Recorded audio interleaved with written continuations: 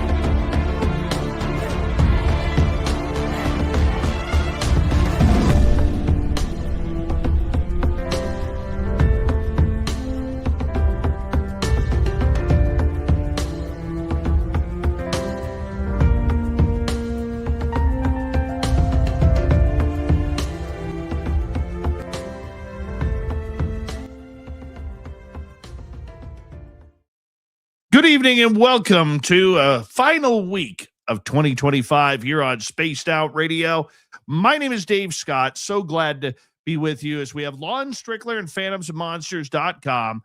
And we're going to get through some of the best monsters of 2025. I'm so glad to have Lon here. I hope you guys will enjoy him as well. But first, let us say hello to each and every one of you as we have T-Bone in the gold medal position.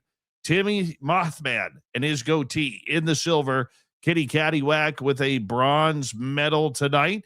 And we are so glad to have you guys here. Let us scroll on down and say hello to the rest of you, including Stargazer and let's see, Race Fan in the 5th position tonight. Flat 6, nice to have you here. Paramarv, how you doing, buddy? Nice to see you as we continue on with our roll call. Mel WD40 is here. I can't believe you're here, Mel. For those of you who don't know, Mel had a heart attack a couple of days ago, and he had to have a stent put in his heart.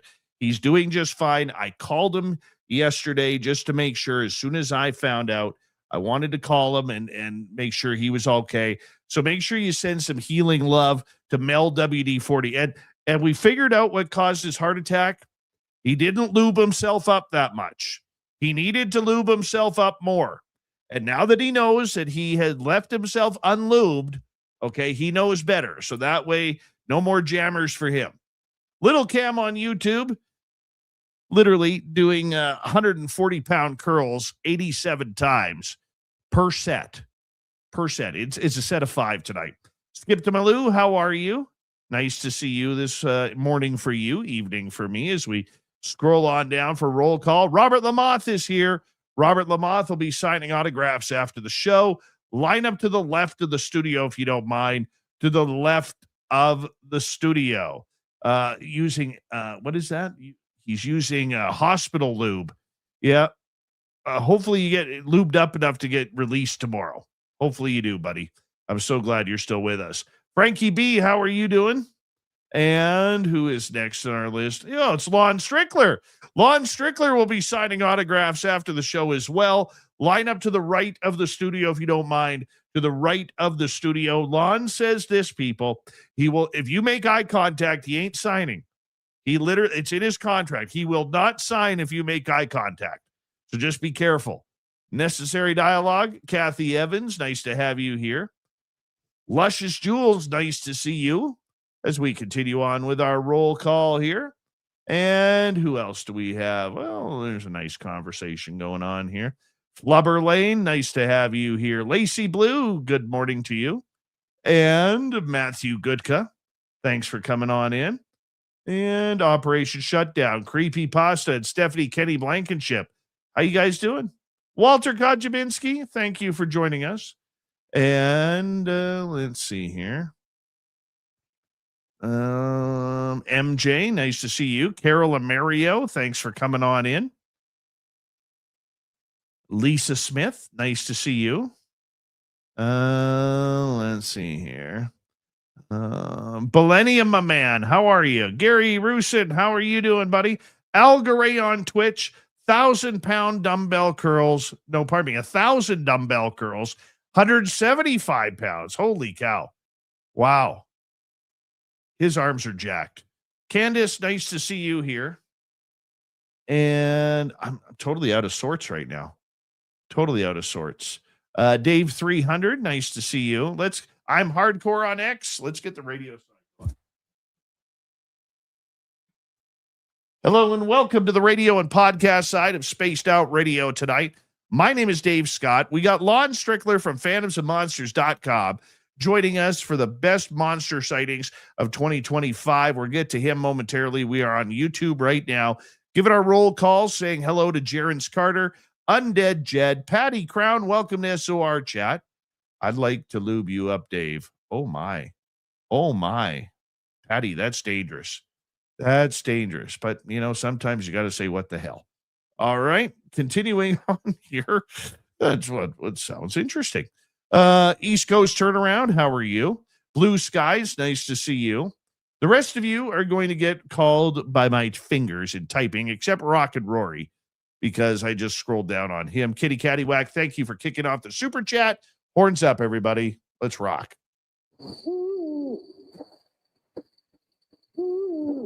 Are you ready to hear your mystic voice of the night? It's time to wake up. He's here. Be quiet. He's ready for you to listen. Let's point our ears to what's that really happening next. We're together, friends. Oh.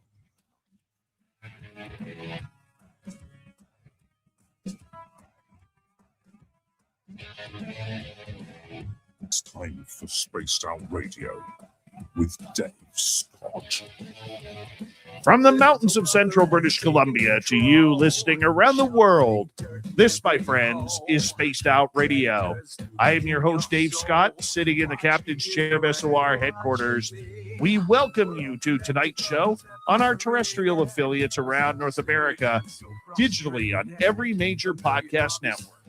Our website, spacedoutradio.com. We have a plethora of features for you.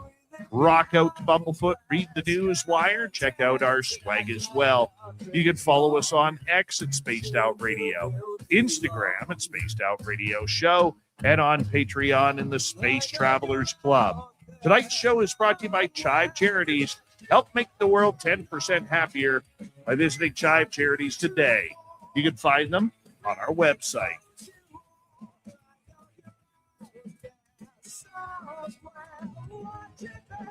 We have an amazing show coming up tonight from phantomsandmonsters.com. Lon Strickler is here for Strange Days, his final appearance of 2025.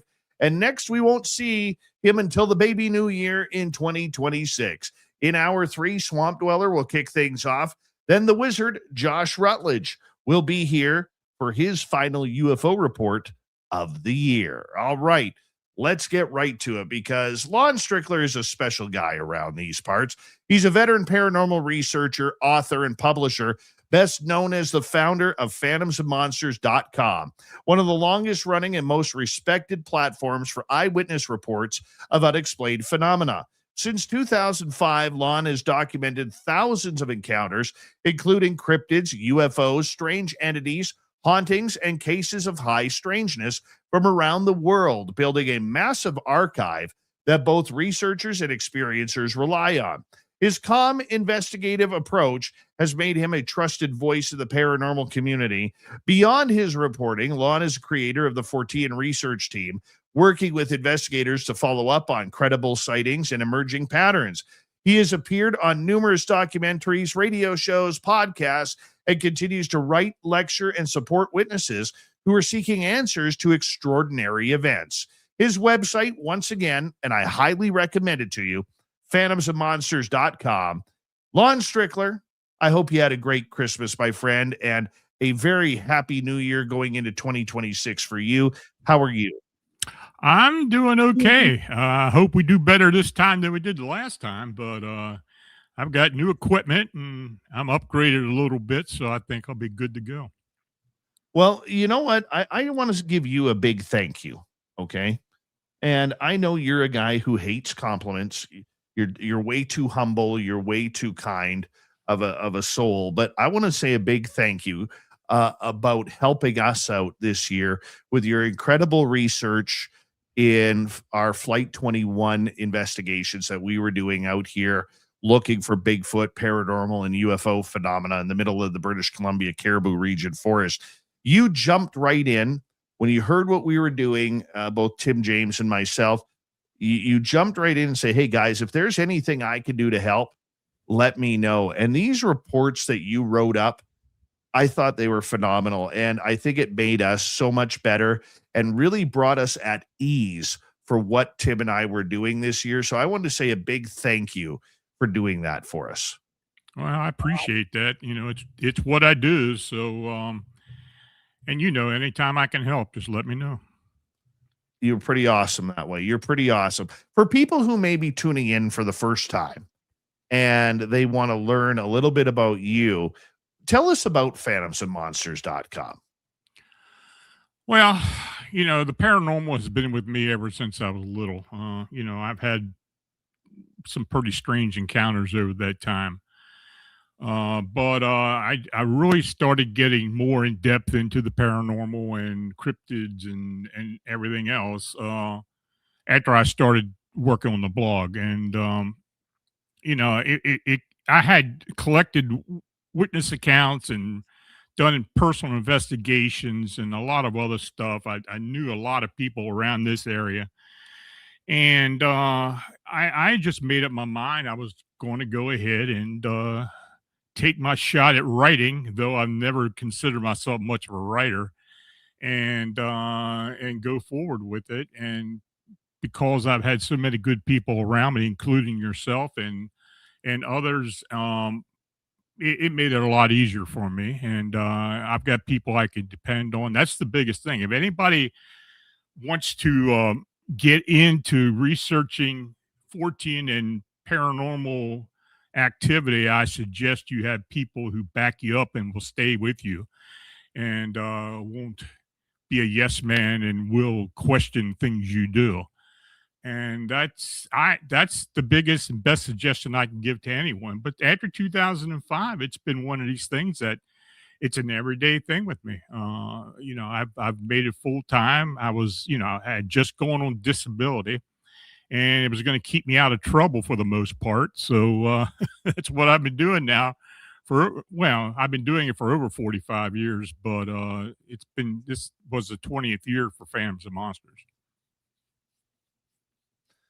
You're a monster hunter. That's Yeah. literally your title. That's what you do. You're a researcher and a monster hunter, and not a lot of people get to call themselves that, Lon. I know you don't call yourself that, but you know what? I'm going to, because this is my show and I can. Okay. So I will. I'm going to take advantage of that. But for you, dealing with monsters on a daily basis, a lot of people may be listening in for the first time. They may say, really?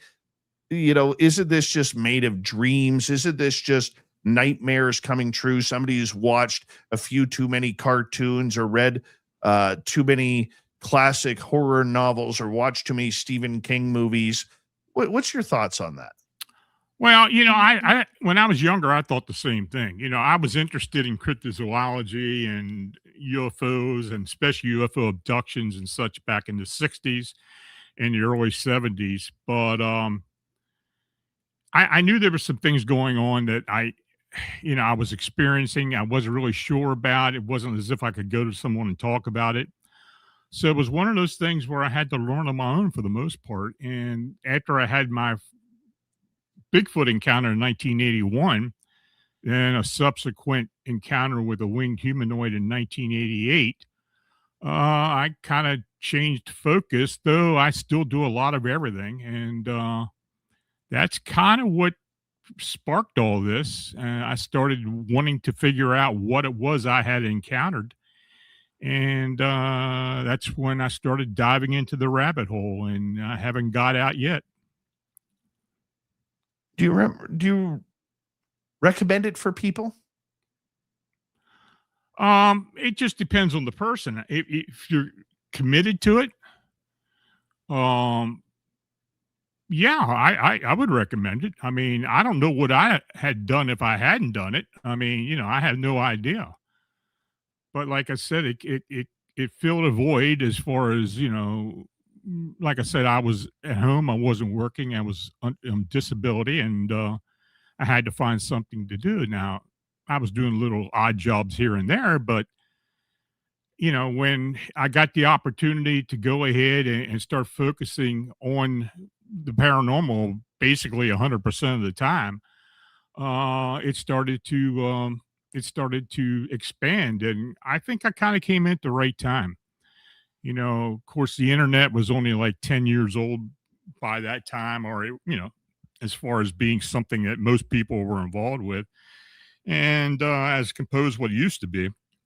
It was all word of mouth for the most part, but with the use of the internet and blogging and getting in contact with people more readily than ever before, it kind of worked out. And I've been lucky. I'll admit that I have been very lucky, and I've had opportunities to do a lot of things, and hopefully that'll continue on. For people who've come up to you over the years, say, Lon, I really want to get into this. This just sounds like it's fun. I want to be a monster hunter too. I want to be able to go out in the field and look for this kind of stuff. What do you tell people who are brand new to it?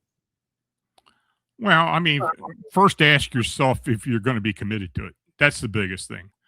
Don't make promises to people that you're going to look into something and not follow up on it. Just stick with it.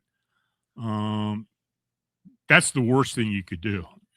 And you got to kind of build a little bit of credibility. And sure, you're always going to have naysayers. You're going to have people who are going to question what you do, and that's just part of the whole thing. You can't get too involved with people in the paranormal world, the cryptid world, who basically wanting to put you down to help themselves. But if someone is very committed to it, very serious about it, and I recommend that young people look into this, and because we got to keep this going. I'm not going to be here forever. A lot of us aren't going to be here forever, and we just got to keep the momentum going until we start getting some answers. What makes a good investigator? Temperament. Solid, good temperament. Being able to listen, being able to convey, and set the game rules. When when I talk to a client, I get involved with a case with theirs, especially a haunting or an infestation or something. I expect them to act a certain way and to keep some exclusivity between us, and then things are going to work out. If it goes beyond that and it kind of goes out of control, then you start running into problems. Normally, I don't take questions in the first half hour, but this one is kind of attuned to what you just said, and we're going to get into a lot more story time tonight because we got a lot of stories to cover. But Al Garay on our Twitch feed is asking, can we hear more about your Bigfoot encounter in 81 and the winged humanoid in 88, please? Well, you want me to do it now? Yeah, let's just run with it now. Okay. Well, in 1981, I was living in Sykesville, Maryland. I was 20. How old was I? 20, 23, 24. I used to do a lot of fly fishing back then. I'd go over the East Coast, but I was at the local river, which was the South Branch of the Patapsco River. I was in the river, but it was more like a creek back then. And I was in there in an area I'd been many, many times before. So as I was standing there in my waders, I noticed a dog across the river from me, not too far away, And he was kind of nosing in and out of the weeds and such. And I didn't pay him any attention until I heard him yelping. And he yelped one loud time. And when he did, I looked up and this huge, hairy creature stood up in the weeds. Now, the weeds were probably about 4 or 5 foot high. So they kind of covered this creature up kind of halfway up. And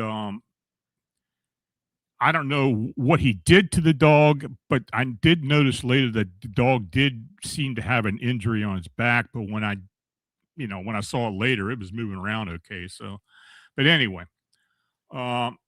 this thing stood up. I didn't know what I was looking at. Of course, I have heard of Bigfoot, but I never thought I would see one. And when this thing stood up and started walking to its right, to my left, it walked along the backside of the weeds and came out onto the bank of the river.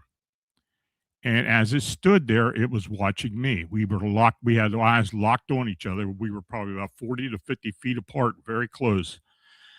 And I think we stood there and looked at each other for about 10 seconds. And very quickly, it turned around and started walking very quickly up into the woods. And as it got up deeper into the woods, I kept watching it. It vanished basically. So I didn't really know what I saw, but I got a very good look at it. And to me, the first thing I was thinking was an early man, a Neanderthal, or something to that effect. It was brown in color. It had a lot of matted fur, muddy on its bottom half. I guess it was 7.5 to 8 foot tall. It was pretty good size, very muscular, definitely a male. And it had a cone head. I mean, the head had a conical on top. It was conical on top, but the face looked more human than it did ape. And that kind of threw me off, but I'll never forget what it looked like. It had a strange nose too. Its nose was very flat and kind of opened up at the nostrils, but I didn't really know what I was looking at. So anyway, but I assumed it was probably a Bigfoot. I had heard there had been other sightings in the area for years, but I didn't really buy into that. So as soon as this thing walked off, I got out of the river, walked up into up to the road, which was above me, and got into my car. Didn't even take the waders off. Got in my car, turned the car around, and started driving back into Sykesville. And it was only like a mile. So the first thing I got to was there was a bar used to be there, and there was a phone outside, and I called the Sykesville police. And when I told them what I had seen, and I don't know if I said it was a Bigfoot at the time or not, I'm not really sure. But I told them I saw something I didn't know what it was. It was hairy. It was about 8 foot tall, and well, and the woman on the phone said, "Well, look, I tell you what, we'll call it in. We'll have an officer meet you there. Just go back and you can meet the officer." Well, that's the last thing I wanted to do was go back there. I didn't know what this thing came back down to the river or what it did. But anyway, I did drive back. It was no more than 3 or 4 minutes. And by the time I got there, there was a Maryland State police officer already at the area. He had the old wooden barriers that they used to have back then, and it was yellow, and it was across the road. The road wasn't really wide. It was just a kind of a 1.5 lane road. So when I pulled up to the officer, he told me to roll my window down, and he said, "You got to leave." I said, I just called into the Sykesville police, and they told me to come here and meet somebody because I had the sighting. I don't care. You got to leave. Okay. Well, I turned around, went home. So by the time I got home and got something to eat, and I wasn't really doing much of anything. About an hour later, I figured, well, I'm going back down there to see what's going on. So I drove back down, and when I got there, there were cars all up and down the road, probably a quarter mile away from the location. I literally had to park my car short to where it was and walk up. So when I walked up to the barrier, there was a Howard County police officer there. He was standing there with a few other people. So I was acting dumb, and I went up to him and said, "Hey, what's going on? I'm trying to get down the road to Marriottsville." He said, "Well, you're going to have to turn around and go the other way. This is going to be closed up a while." I said, "What's happening?" And as I was standing there, I was seeing these guys with dogs going in and out of the weeds, the woods. It must have been a dozen of them. It was a lot of people. They had a big white tent set up across the river where this Bigfoot had originally been. And I could hear helicopters, and every jurisdiction in the area was there. I mean, there were cars from Howard County, Carroll County Sheriff, Baltimore County was there, and then there were 2 black Wagoneers, which I knew were government cars. Right. So I stood there for a bit, and I'm thinking, well, I'm getting out of here because I don't want people asking me questions. Maybe they'll figure out or something how you think. So I turned around, walked back to the car, and went back home. Well, when I got home, I started calling the local news. Now, there were 3 network stations in Baltimore at the time, so I called all 3 of them, told them what had been going on, where it was, and each one of them told me, "Well, let us check into it." I gave my number, and we'll get back to you, and we'll talk to you about it after we hear what's going on. I said, "Okay." So about a week later, I hadn't heard from anybody. I hadn't talked to anybody. Nobody mentioned it to me or anything. I hadn't seen anything in the news or nothing. And I decided to call one of the news stations, one of the TV stations, MAR, Channel 2, which was the one I called. And I got the news editor on there, and I told him who I was and told him who I'd talked to, or I may have talked to him. And after about 10 seconds or so talking to him, he said, "Well, I can't talk to you," and hung up on me. That's normal. Yeah. And so I'm thinking, well, what the hell is this all about? So since that time, I mean, it's been a long time now. It's been what, 45 years now, or 44 years. I had started piecing things together over that time. I started talking to people who eventually contacted me, especially after I had started writing a blog in 2005. I wrote about this encounter back in, I think it was 2008 for the first time. Now, I had reported to BFRO in 1995, just for the hell of it, see if they heard anything, and, if they could follow up on it. And they made note of it, and they put it in the record. It was classified as a Class A after they had talked to several people and such. And the area has had Bigfoot sightings since then. I mean, there were at least 4 other Class A sightings in the area since my encounter. So as time's going by, I mean, I've eventually did get to hear a few people, talk to a few people, and there was several encounters back in the early 70s of this thing they called the Sykesville Monster. I hadn't known anything about it, and I started having people contact me asking me if I thought it was the Sykesville Monster, and I had no idea. But when I started interviewing people who had encounters back in the early 70s with this thing, I started getting the full story of what had happened back then. And this thing was going into homes, going into garages, stealing chickens and such out of chicken pens and all this stuff. So, it did eventually make the news in the 1970s. The Baltimore Afro-American newspaper was the one who did the first story. Right. Then apparently became national, but I didn't know much about it. I didn't know anything about it until I moved down there and had my encounter. And I know we're running up against time. So, well, let's hold that thought. Okay. We're going to go to break here at the bottom of the hour. For the final time of 2025, our good friend Lon Strickler from phantomsandmonsters.com is here. And we're going to get him to finish that story. And then when we return, we are going to get Lon break down his top monster picks and sightings of 2025.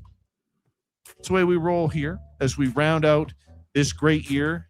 Looking forward to another great one on Spaced Out Radio.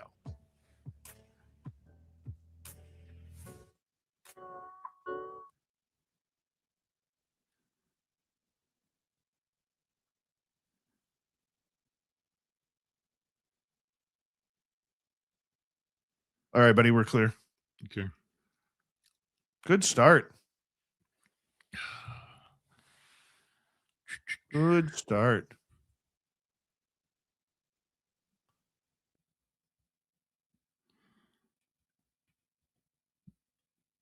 All right, Mr. Cowley, how you doing, buddy?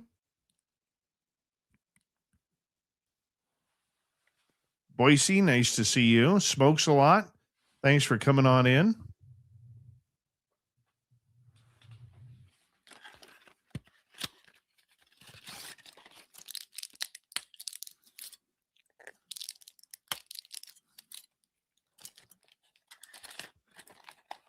Backing in the chewing tobacco there or what?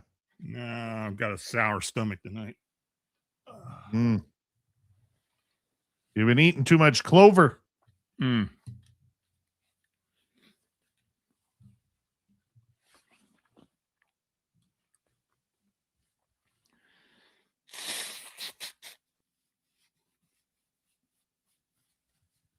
Big J, nice to have you here.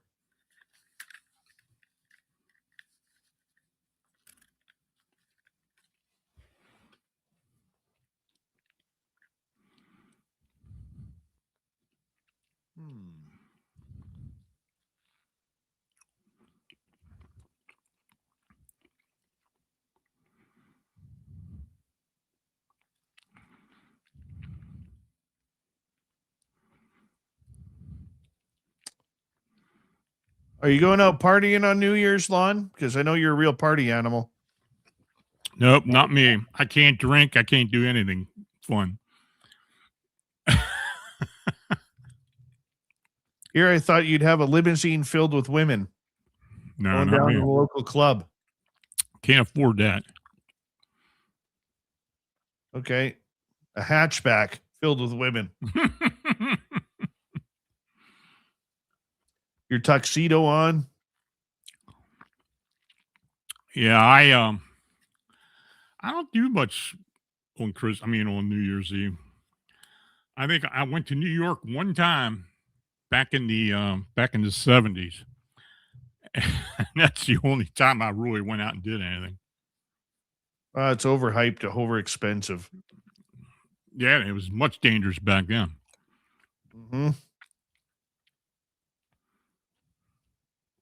I hear you there, buddy.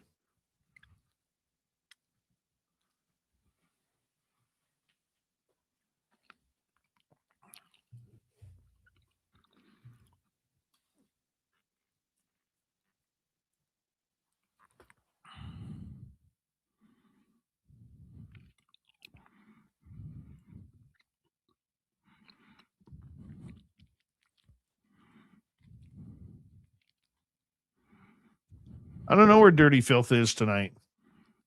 Desert Rat, how you doing?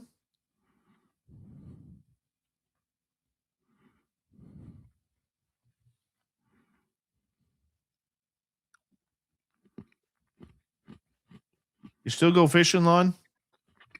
No. No, I haven't done much fishing at all.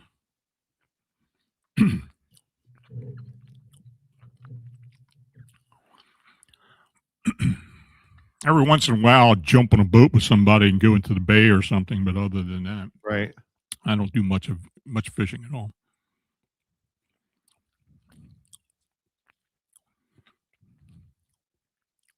Got about a minute and a half. Okay.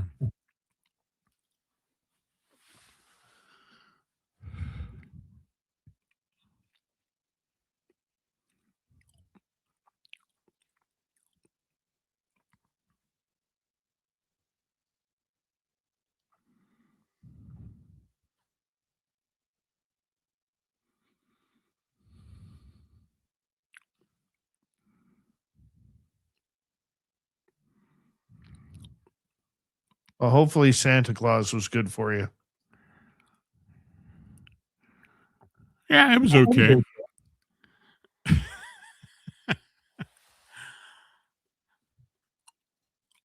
Yeah, I tell you, Christmas just isn't the same with me without the kids, So, Yeah, I hear you. and Uncle Remus, how you doing? Jessica McCreary, how are you? T-Bone, thank you for the hat trick. Appreciate that. T-Bone with a hat trick of super chats and new swag from our store. Thank you, T-Bone. Thank you to Mel WD-40 and Kitty Cattywhack as well. Don't forget to give us a thumbs up. It helps with the algorithms. We'd greatly appreciate it if you wouldn't mind. Jay True Seeker, how are you? And here we go.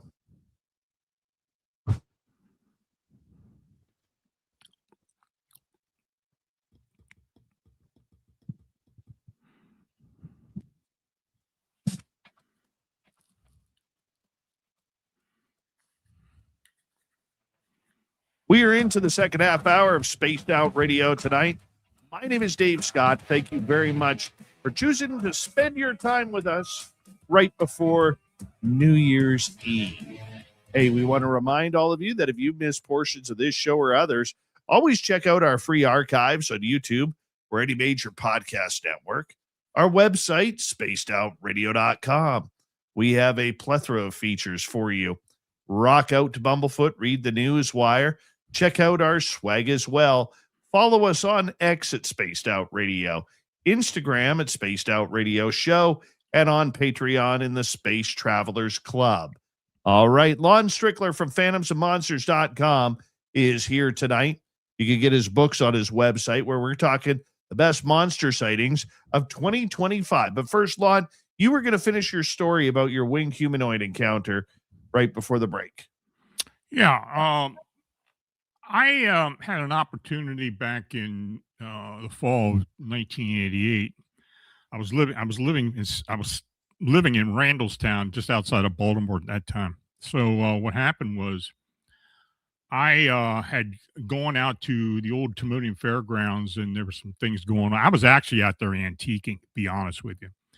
But there was a Boy Scout get together there for some of the troops in southern Pennsylvania and Maryland.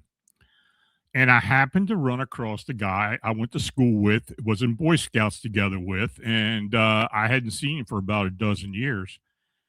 And in fact, when we were kids, he used to go out and spend time on the battlefield with me at nighttime, went out Gettysburg Battlefield. So, he knew what I was into, and even though we hadn't talked for such a long time. But anyway, I ran into him, and we were doing some small talk, and then we decided we were going to go sit and get some lunch. So we were sitting there talking, and we were talking about a lot of different things, school and stuff when we were kids. But he had mentioned to me while we were there, he said, "You still involved with the paranormal?" And I said, "Yeah." I said, I told him what I was, had been doing, which was just eventually just doing small investigations and stuff at that time. And he said, "Well, let me tell you what's been going on. Another scout leader and I are going up the old Camp Conewago next weekend, and this was in October. We're going up to the Camp Conewago because there have been some strange things going on up there this past summer. Many of the troops have been reporting that they'd be camping out in the woods, and they'd hear these deathly sounding screams coming from the west side of the woods. They didn't know what it was, and in fact, it got so bad it was scaring the kids, and they were packing up and leaving early." He said he knows it happened at least 4 times, maybe more. So he and this guy were going to go up there the next weekend by chance, and they run into me. Do you want to tag along? I said, "Well, sure, I'll go along." So I met them up there that next Friday evening. We got all our gear, traipsed into the woods, set up camp. By the time we got everything ready, it was 6 or 7 o'clock. It was starting to turn dark, and we got a fire going, sitting around the fire, just talking, whatever. And, it was really quiet that night. Nothing going on. Very nice night, too. It was very clear. I don't think it was a full moon, but the moon was so bright and it was so cloudless that we could see deep into the woods. So I guess around 10:30 at 11 o'clock, we decided we were going to go ahead and call it the night and go into our tents and go to sleep. Well, nothing happened that night, So we got up the next morning. We planned on walking through the area. We hiked the whole way over to Gettysburg and back, and we had done probably 15 miles or so. So we got back again about 6 o'clock. It was just starting to turn dark. We started cooking some dinner, and again we were sitting around doing nothing but talking. And again, we thought we were going to have another quiet night until I guess about 10 o'clock. We heard this screaming sound coming from the west. Now, to me, it sounded like an animal, maybe an animal screaming or something. I didn't think much about it. Could have been an owl. I don't know. So we decided, well, look, we're going to stay up and see what happens. Stay up a little further. So we sat there and about an hour or so, still talking.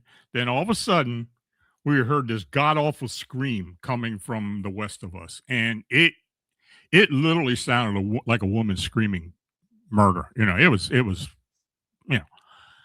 was loud too, and it was kind of moving around like it was either flying or running through the woods, and you get that Doppler effect, and so we were definitely going to stay up and see if anything showed up. So we sat around there a good while, and in fact, it was probably around 1 a.m, and trying to stay awake, and I got up to stretch my legs, and I walked out on. Now, our campsite was right near the trail, and on the other side of the trail was the creek, Conewago Creek. So I stepped out onto the trail, just looked around, and just I felt like something was watching. You get that feeling like something's watching you or something's out there, and you don't know what it is. So I walked back to the campfire, and I told him, say, look, let's get our flashlights and go out onto the trail, probably go west and just walk a bit, see if we see anything. Okay. So we weren't doing anything else, so that's what we did. So we walked out to the trail, back to back to back, walking west. We got about 50, 60 feet. We didn't get much further than that from the camp, and we saw this thing standing in the creek. And it was dark in color, very gangly looking, probably about 6 foot tall, and it had these bright reddish orange eyes, almost like taillights on a car. It wasn't reflecting light, it was projecting light. And by the time we got the flashlights on this thing, and I was standing right in the middle of the creek, and the creek was really low this time of year. And of course, I told you it was pretty bright, so we got a pretty good look at it. But by the time we got our flashlights on this thing, it literally jettisoned itself into the air quickly. In fact, it was so quick we could hear a whooshing sound as it ascended. And it got to its apex in the air and started screaming and started flying away from us to the west. I didn't know what the hell we saw. So we ran back to the campsite. My buddy, he's freaked out. He's not talking. He's sitting there shaking, and he's not saying a word. The other guy who was with us, he asked me, he said, did you see anything on his back?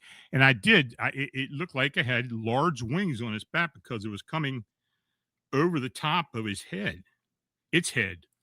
But I never saw it get unfurled, like he opened them up and got, went up into the air. So that was weird. So we didn't know what to think. So eventually I got my friend to talk, and he said, look, I'm not staying out here tonight. I'm going up the old administration building and sleeping there. So both of them left the campsite, stayed there for the rest of the night. I stayed at the campsite because I wanted to see this thing, but I kind of knew it wasn't going to come back, but just in case. So I had told a few people about it. I hadn't really mentioned much about it. I never wrote about it until I had actually 20 odd years later when I started working on the blog. I did write about it a bit to see what kind of response I got, to see if anybody else had seen this thing. Well, about a week after I posted it, I got a phone call from a gentleman who lived near the campsite, who told me that he had heard things screaming for over 20 years in that area, and he didn't know what it was. And he asked me, he said, "Well, you think you think that's what it was?" I said, "I don't know. I have no idea what it was." So he wasn't really satisfied with my answer. So a couple days later, I got an email from another scout leader who had been to Camp Conawago a couple weeks before I had posted the story. And he told me, he said, something happened when my troop was out at Camp Conawago one Saturday. We were there for the weekend, but during the Saturday afternoon, the boys, they weren't doing anything. So they started hiking up and down the trail, how kids do. And after a while, they all come running back, screaming, crying, and told him that they saw a dragon on the trail. And they described it to him. He said they said it looked like it had wings, but they couldn't really make out what it was. I don't know how close they even got to it. So they didn't leave. They stayed there until Sunday and left after that. But he told this scout leader told me, he said, "I thought they were pulling my leg. I thought they were just playing games with me, see how I'd react." So after that, over the next several years, I had gotten 5 or 6 more reports from the area of people seeing this winged creature, red-eyed creature, along the Conawago Creek from its destination where we were east to where it empties into the Susquehanna. And it's all documented. I mean, these are sightings that people had had. In the meantime, we've had other sightings around this area, this south central Pennsylvania area, of something very similar, or other winged humanoids. Right.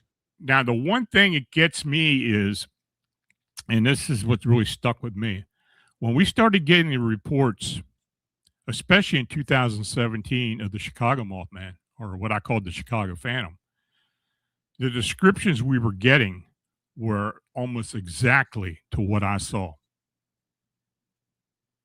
It wasn't like a Mothman, like you say, at Point Pleasant. It was very skinny, very emaciated looking, the bright red eyes, but the wings were different. They weren't insectoid type wings. They were kind of gargoyle bat-like wings. And that's what this creature looked to me. It looked like gargoyle wings on its back that were overextended. And the other witnesses were telling me the same thing, that they couldn't really make out the wings, but they were sure they didn't have feathers on them. So, of course, when we started getting the reports coming out of Chicago starting in 2011, then when it started getting really strong in 2017, it's always made me wonder why I ever got involved with this thing after I had an encounter with something very similar 20 plus years before that. Lana, before we get to your top stories here, question from T-Bone. Do you think in 2026 we are going to see a new cryptid or any new cryptids found? I guess it's possible. In my reports to you, you probably read it. I think we're going to probably realize more ultra-terrestrial type beings as time goes on, which is exactly what I think the Chicago Mothman is, and Mothman in general, and most cryptids, I believe, are ultra-terrestrials. So, able to move in and out of our Earth plane through whatever means, through wormholes or gateways or from other dimensions or wherever, but that they're not indigenous beings. And you can almost pin that ultra-terrestrial moniker on a lot of cryptids and a lot of other humanoid type beings, even ghosts, to a certain point. So I think there's a good chance that eventually something will show up. It would show up in 2026. I don't know. But with a lot of the reports I have been getting, especially the past year or so, it seems that more sightings are either being realized or people are not hesitant or less hesitant to report them. I have a feeling, this is just me, 2026 is going to be the year of the clicking. Now, let me explain that. Okay. If we go back to the movie Signs, one of the big things on that was when the boy, Mel Gibson's son, was sitting on top of the car, okay, and he had the baby monitor, and you could hear the sound. Well, in Steven Spielberg's trailer for his June movie on Disclosure called Disclosure Day, what do you hear in that? The clicking sounds again. Yeah. I think that it is going to be the year of the clicking sounds, and all of these experiencers are going to come out of the woodwork saying, I've heard that. I've heard that in my bedroom. I've heard that while I was being taken. I've heard that in the forest. I've heard that everywhere. You know what I'm saying? I think it's going to be the year of the clicking. We get that from a lot of people who have had encounters with these Mothman. The clicking sound, even the Glimmer Man, we hear the clicking. Some people hear the clicking sound. So that's not unusual, but people start realizing that it's probably associated with what they're either seeing or feeling or sensing. Yeah, that may be something that becomes more prevalent as we go on. Now, there are animals out there that make the clicking sound. There are certain types of smaller cats and rodents that can make that sound. I believe certain deer can make that sound as well. Okay, so you do have to watch the animals in your area to rule them out before you immediately think aliens. Yeah. Of course, that's part of the investigation. So absolutely, you gotta rule things out. But it's an aspect of many sightings that we do get people who say they hear clicking sounds. So I don't know. I saw some trailer. I saw a trailer for that movie. So I don't know what to expect with that. You know how it is with pop culture and movies and everything. How they kind of blend into what people are experiencing, possible realities and such. Yeah. But that wouldn't surprise me. Honestly. So I've got a list here. Small mammals that create clicking sounds. Bats, crows, certain types of cats, especially when they are stalking birds, rodents like rats and gerbils. It's like teeth chattering. Reindeer or caribou. In the bird category, parrots and cockatoos, ravens, crows, and starlings can all click. Storks and heroines. Oh my gosh. Heron. Boy, did I read that one wrong. Stone birds and penguins.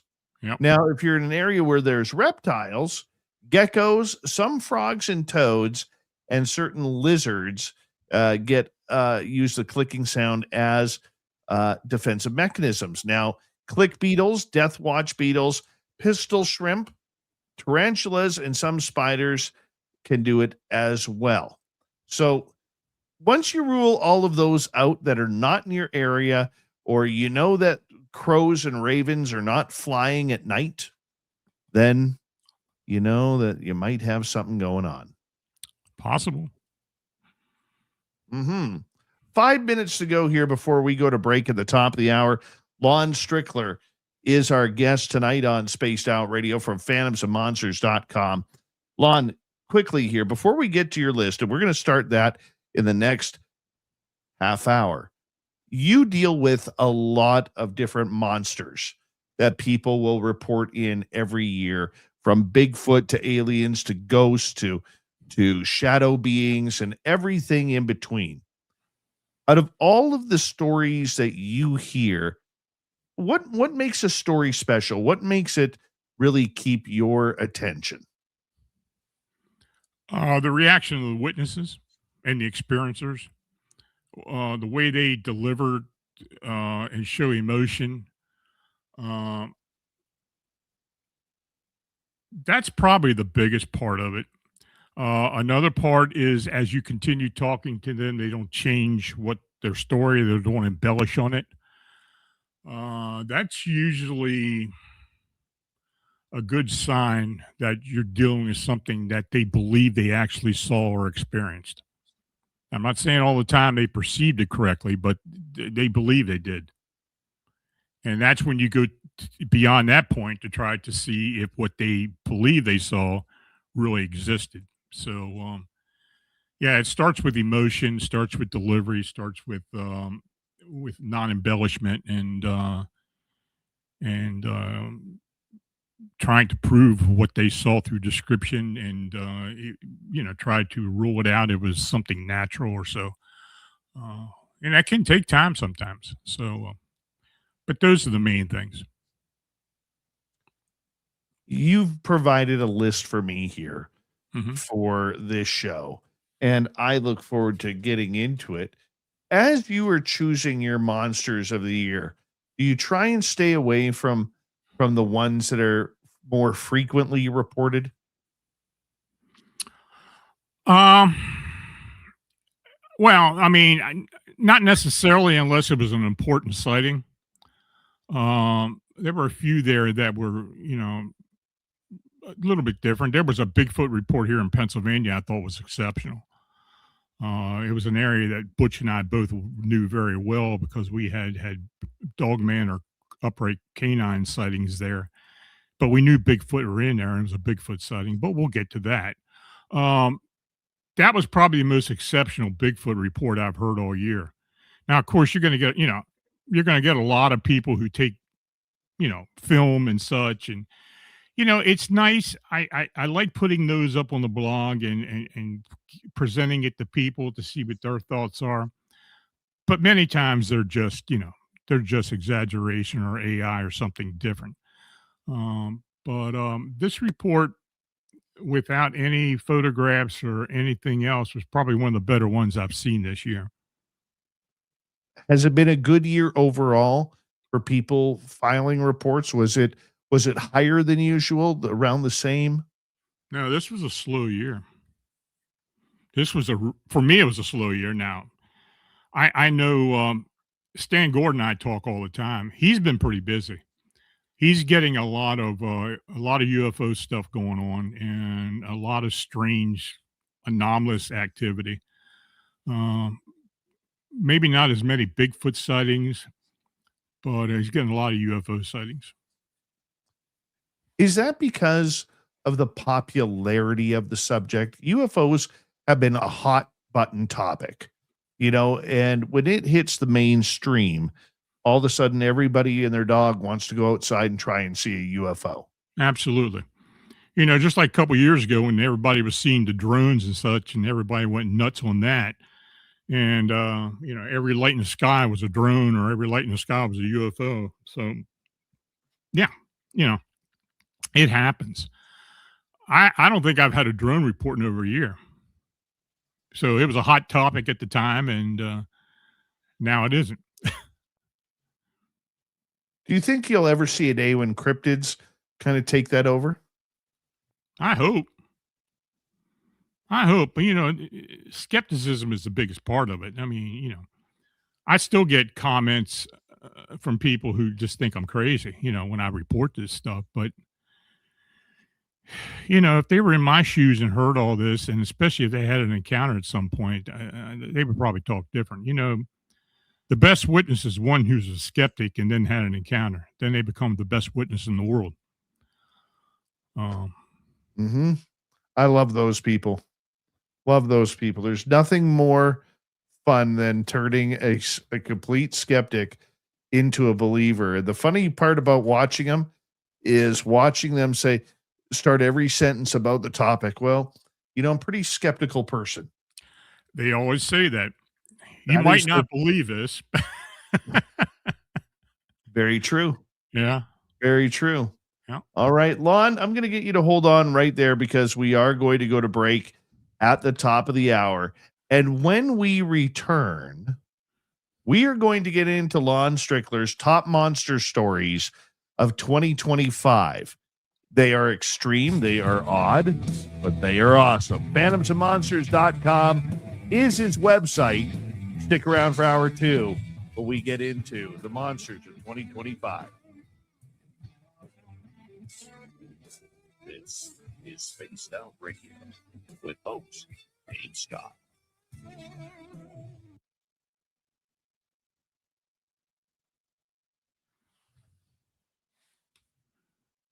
All right, Lon, we are clear. I'm going to put you back in the green room, and we'll be back in about 5.5 minutes, okay? Sounds good. Be right back, everybody.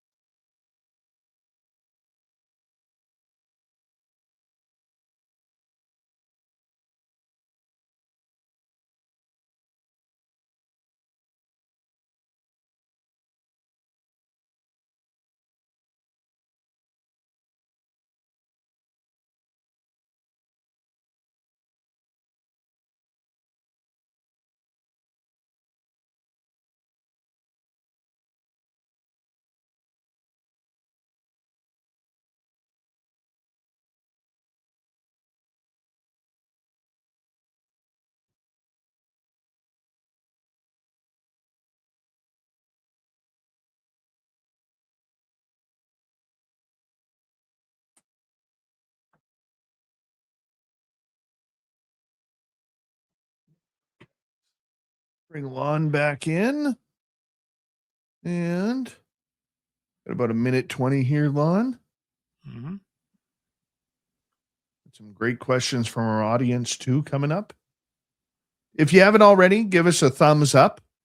Or if you're brand new listening in for the first time, don't forget to hit subscribe, ring that bell. We're here every Monday through Friday night. And want to say a big thank you tonight to Walter, Boise, T-Bone with a hat trick, Mel WD40, and Kitty Cattywhack. Thank you very much for your love and support of this show.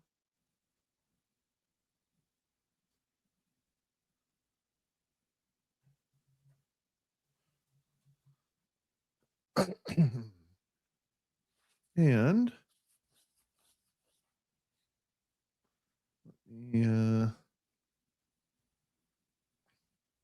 see here, what else can we send to you? Our store is always open, spacedoutradio.com/shop. You can ask T-Bone in our chat room. We do not have ugly swag, people.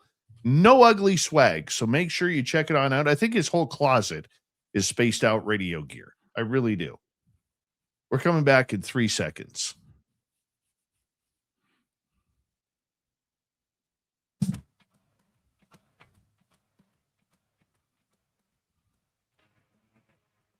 Here we go with the second hour of Spaced Out Radio tonight. Good to have you with us. My name is Dave Scott. We always appreciate you tuning us on in wherever you are on this beautiful planet we call Earth. Hey, we want to say hello to everyone tuning in on our terrestrial affiliates around North America, digitally on every major podcast network.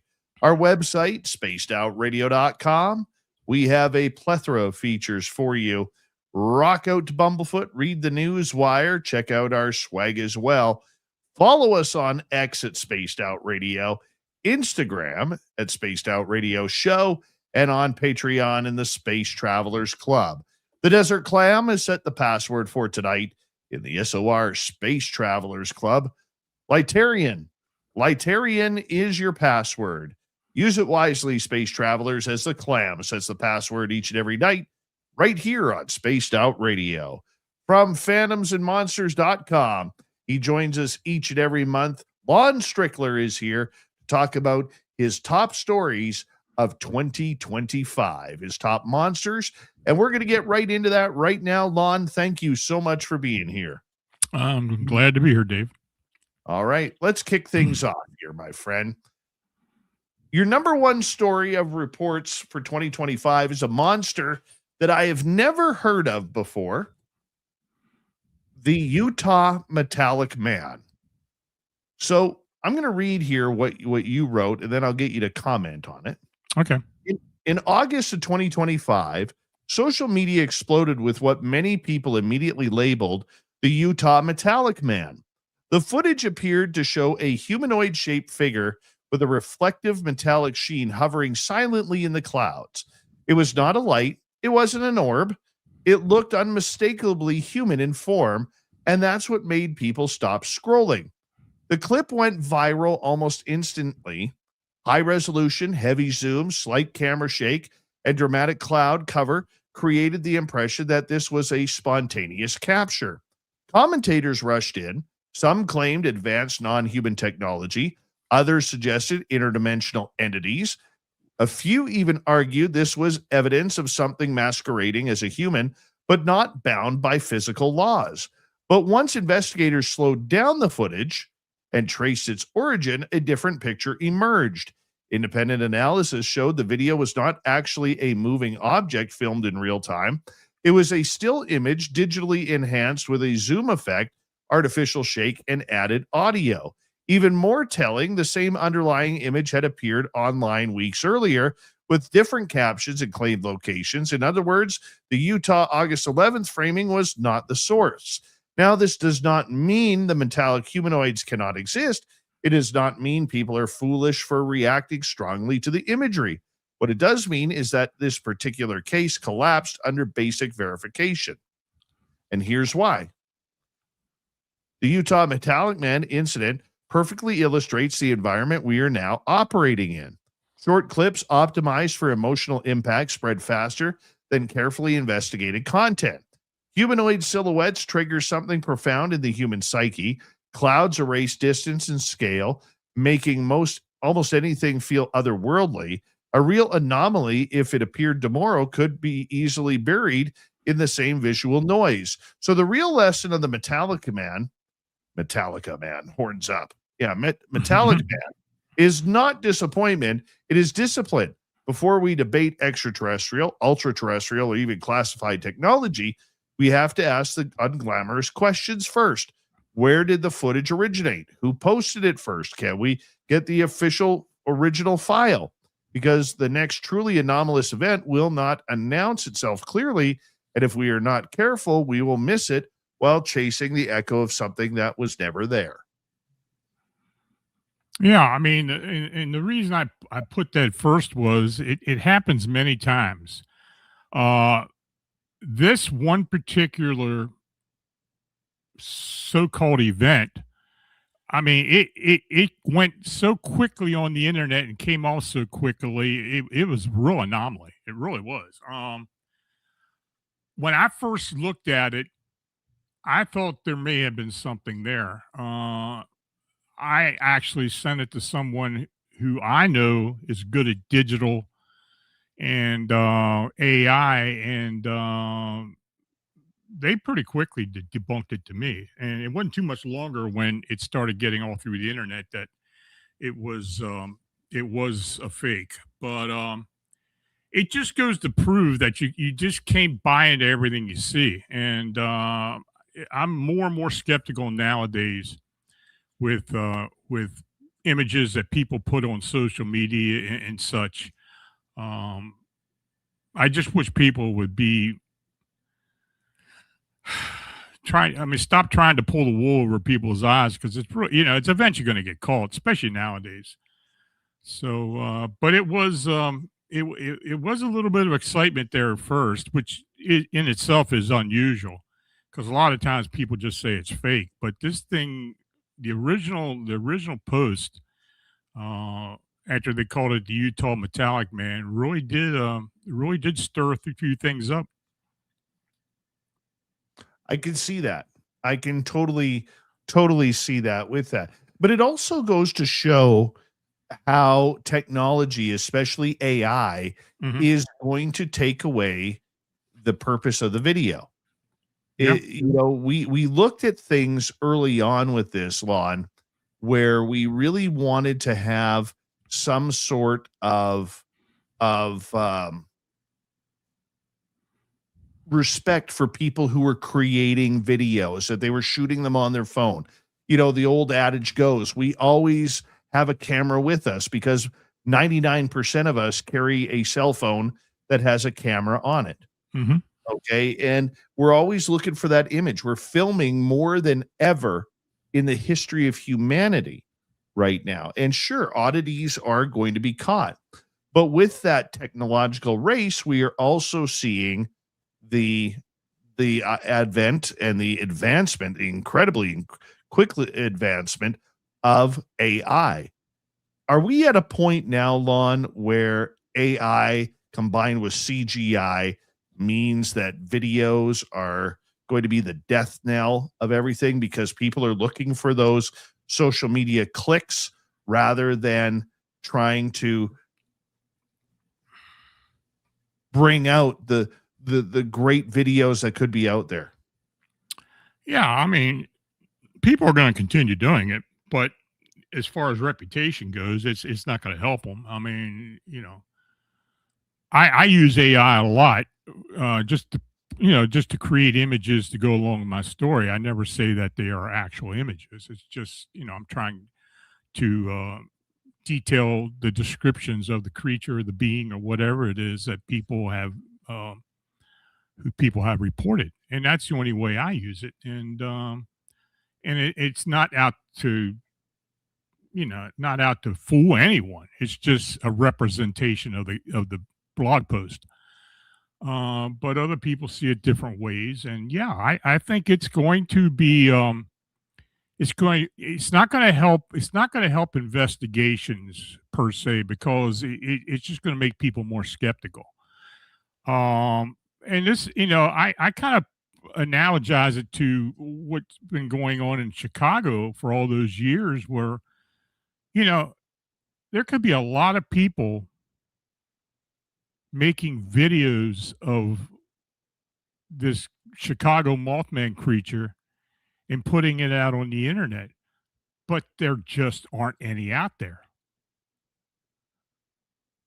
And I find that fascinating, that people, for the most part, have not tried to pass off an AI or digital recreation as an actual Mothman sighting. And if they have, I haven't seen it, but I think that's quite unusual. So how do we move on from this? How do we know what we should be looking at, what we shouldn't be looking at? Well, that's the big question. We really do.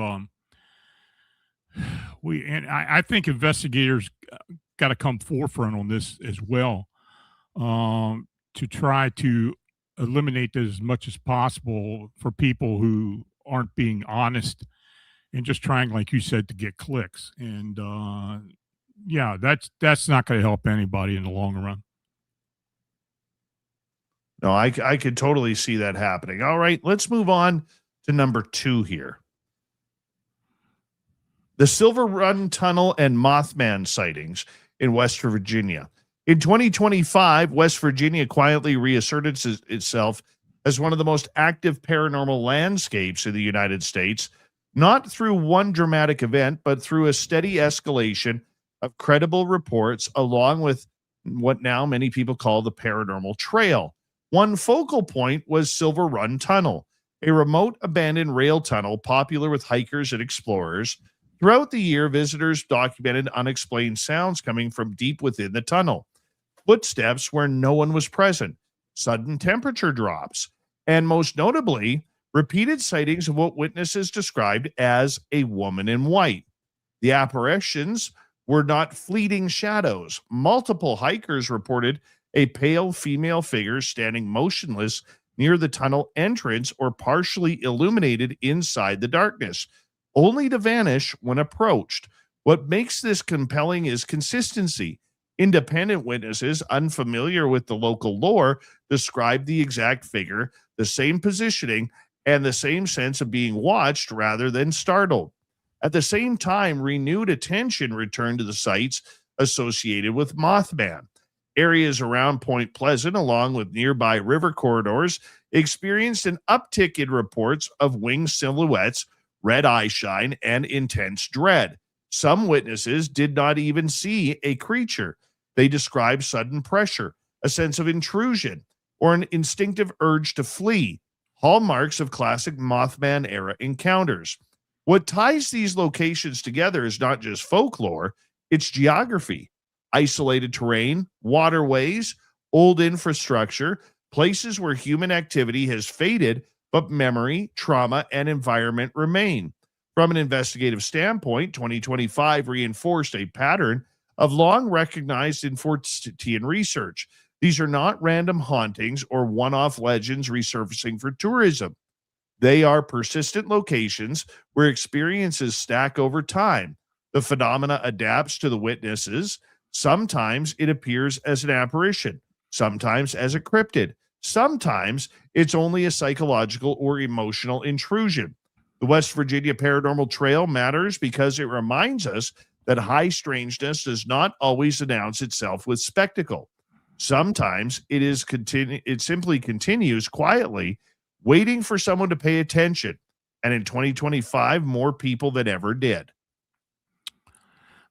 Yeah, that has been happening. I will say that we got more reports, not necessarily me, but other investigators coming out of West Virginia, especially in the area around Point Pleasant and up and down the Ohio River.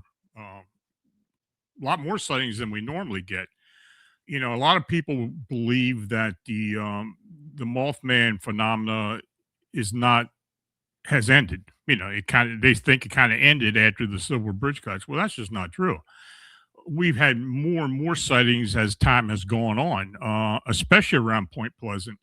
I've had at least 3 or 4 of them of suspected sightings or possible encounters or experiences with something that people believed were Mothman. Now, like I said again, it's all perception.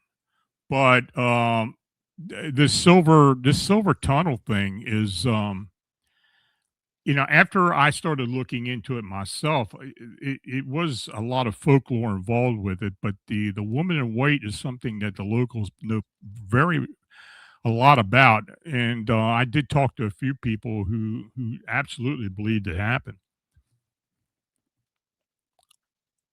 So the people who were getting the feelings, Mm-hmm.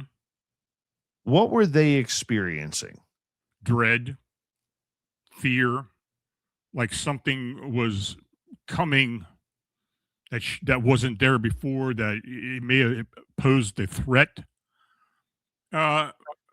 Fairly similar to any type of haunting that people will see an apparition or such, but this was a little bit different. This was a little more primal. And of course, it being in West Virginia, with everybody knows about the Mothman phenomena, some people associated with that. So I thought it was an interesting, an interesting case. But again, it when you start digging into it, just like most other things, it turns out to be more folklore, more conjecture, as opposed to something real. It didn't get a whole lot of attention, but here in the East Coast, it did. Right. Okay. So the fact that people are having these encounters Mhm. out there, does that mean that that this is residual energy that is sticking around, or just it's burnt itself into the landscape? It could be both. I mean, very similar to what happens at Gettysburg. You have both there. You have phenomena that's associated with the land, it's imprinted on the land because of the geology and a few other factors. If the conditions are right, it'll show itself. But for the most part, it's repetitive, and it's something that just continues to show itself almost exactly the same way each time. That makes a lot of sense. You know, the fact though that Mothman is still, lack of a better term, felt Mhm. in that area, that is pretty incredible right there. Yeah, I mean, it's a phenomenon that continues on. Of course, the people in Point Pleasant love it because it's tourism and everything else, and it brings people year round into the town, and people looking and doing investigations. But the phenomena still occurs. People still have sightings and still have strange things happen to them, and I've talked to many of them. And they're convinced that they had an encounter with the Mothman, even though they may not have even seen it. Right. That makes a lot of sense. That makes a lot of sense on that.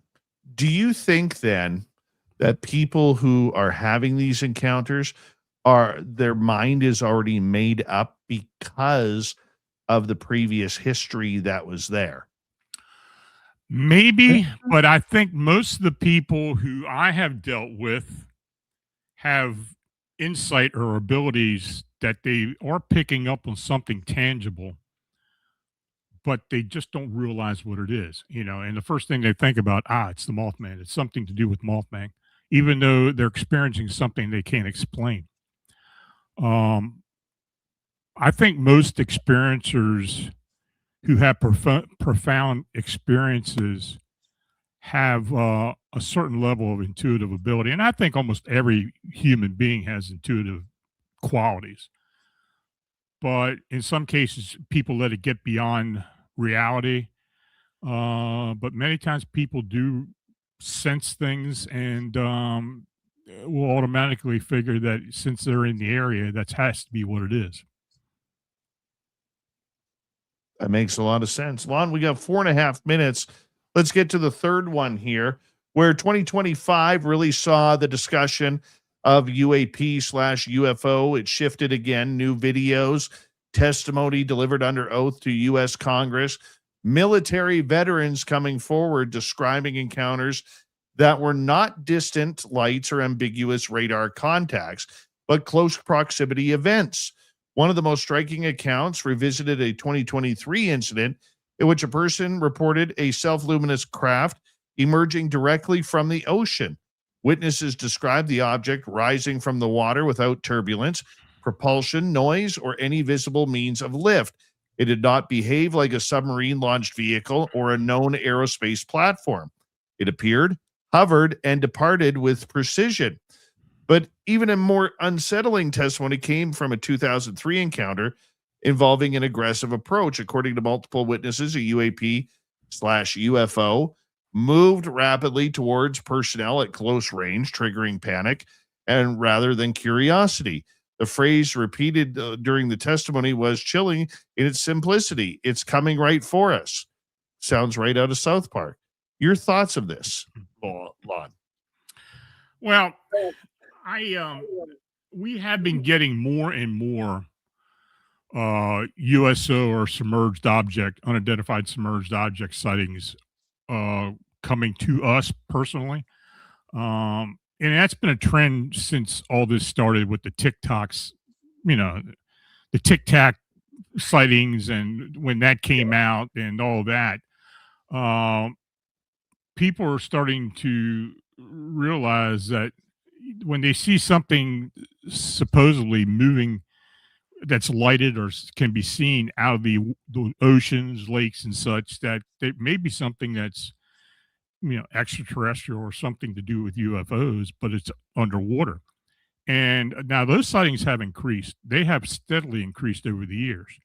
But this year, after the congressional hearings, they started picking up again.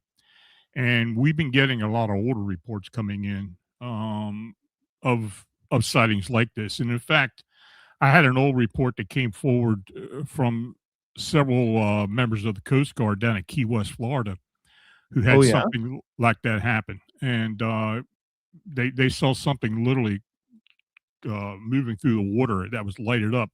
And it had a specific shape, like a spacecraft, but it was quick. It moved through the water very easy. And it happened more than one time. Do you think that eyewitness testimony from these whistleblowers will continue in 2026? I think it will. I think it'll continue on. I think there are people that really do want some disclosure. Now, of course, you can always get a crackpot here or there come in there and start telling stories that just don't pan out. But I think in this year, the 2025 hearings had a little bit more consistency and realism to them, as opposed to the other hearings that have happened years previous to that. So hopefully, if they do continue to do this, and I'm always skeptical about these hearings. I've always said that we're being spoon-fed basically, and that we're never going to hear about anything that they don't want us to hear about. But I think as time goes on, more and more people are insisting that real evidence come forward, and that if some of the people who are in charge and who are in the government start to want this to be released, I think eventually it'll come out more and more, though I don't think it's going to be anything that, is going to be necessarily really important. But you never know. Something may turn up that, it gets everybody thinking in another direction, and we start looking in other areas, and maybe something will be proven.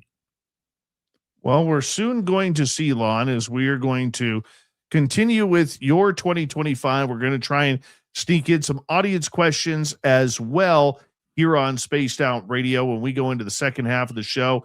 Lon Strickler from phantomsandmonsters.com We will be right back, everybody. Stay tuned.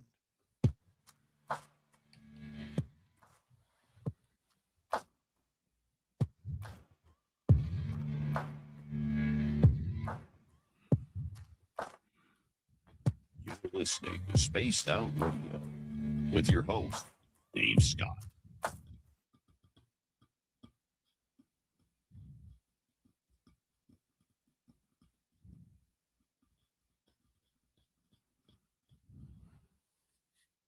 All right, we're clear, Lon.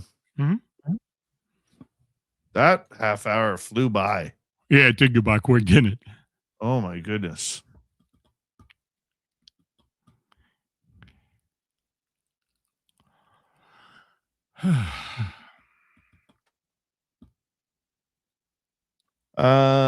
Gailey, I think I just tried to put your order through again momentarily. Yeah, I'm trying. I think that shirt may be canceled. Was that the alien one that said skiff this with the middle finger?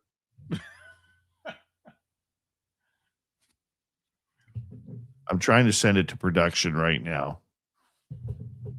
Working on it, my dear.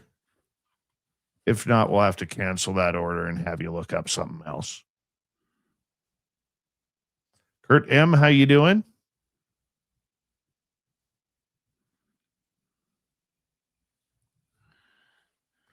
Benno Nuts, how are you? Yeah, I had to discontinue that shirt, Gailey. Let me cancel your order here. How do I do this?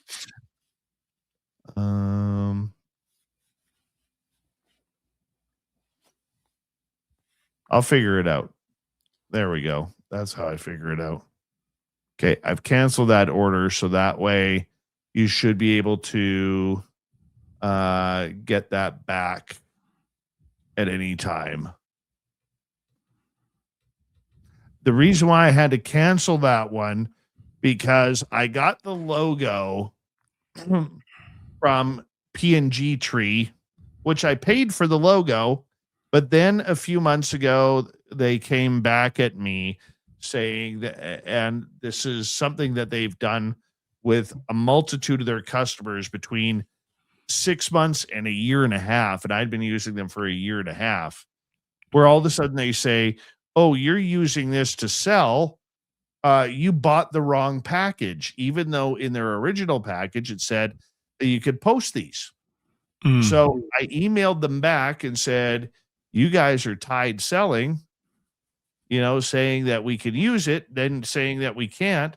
So considering I can make all of my logos now on AI, I don't have to pay you the money per month or annually that I was paying you.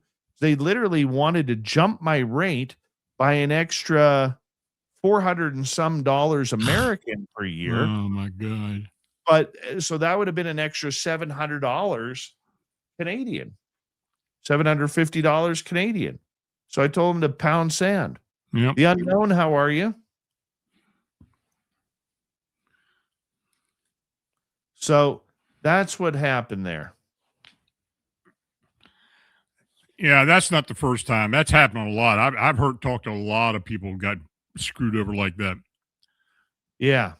So what I've done is I went and created a bunch of new logos on Chat GPT that are more what I want, and I have full control.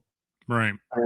So instead of it costing me like $50 a month to use this program or $40 a month to use this program, now I pay my Chat GPT for like $11 a month and I can do what I want and I have full control. Absolutely. So Willard Wright, how are you?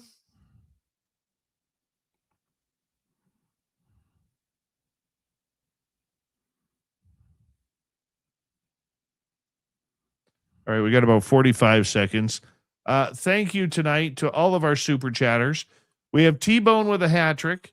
We have Boise. We have Walter Kochabinski. We have Mel WD40. And we have Kitty Caddywhack for a lovely, lovely super chat. So thank you very much, guys.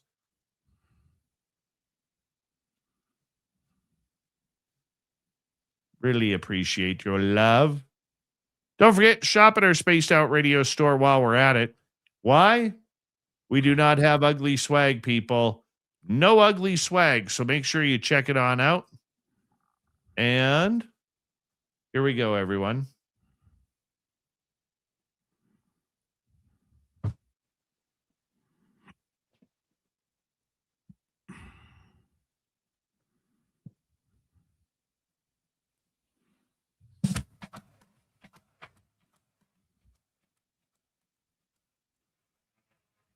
We are into the second half of Spaced Out Radio tonight.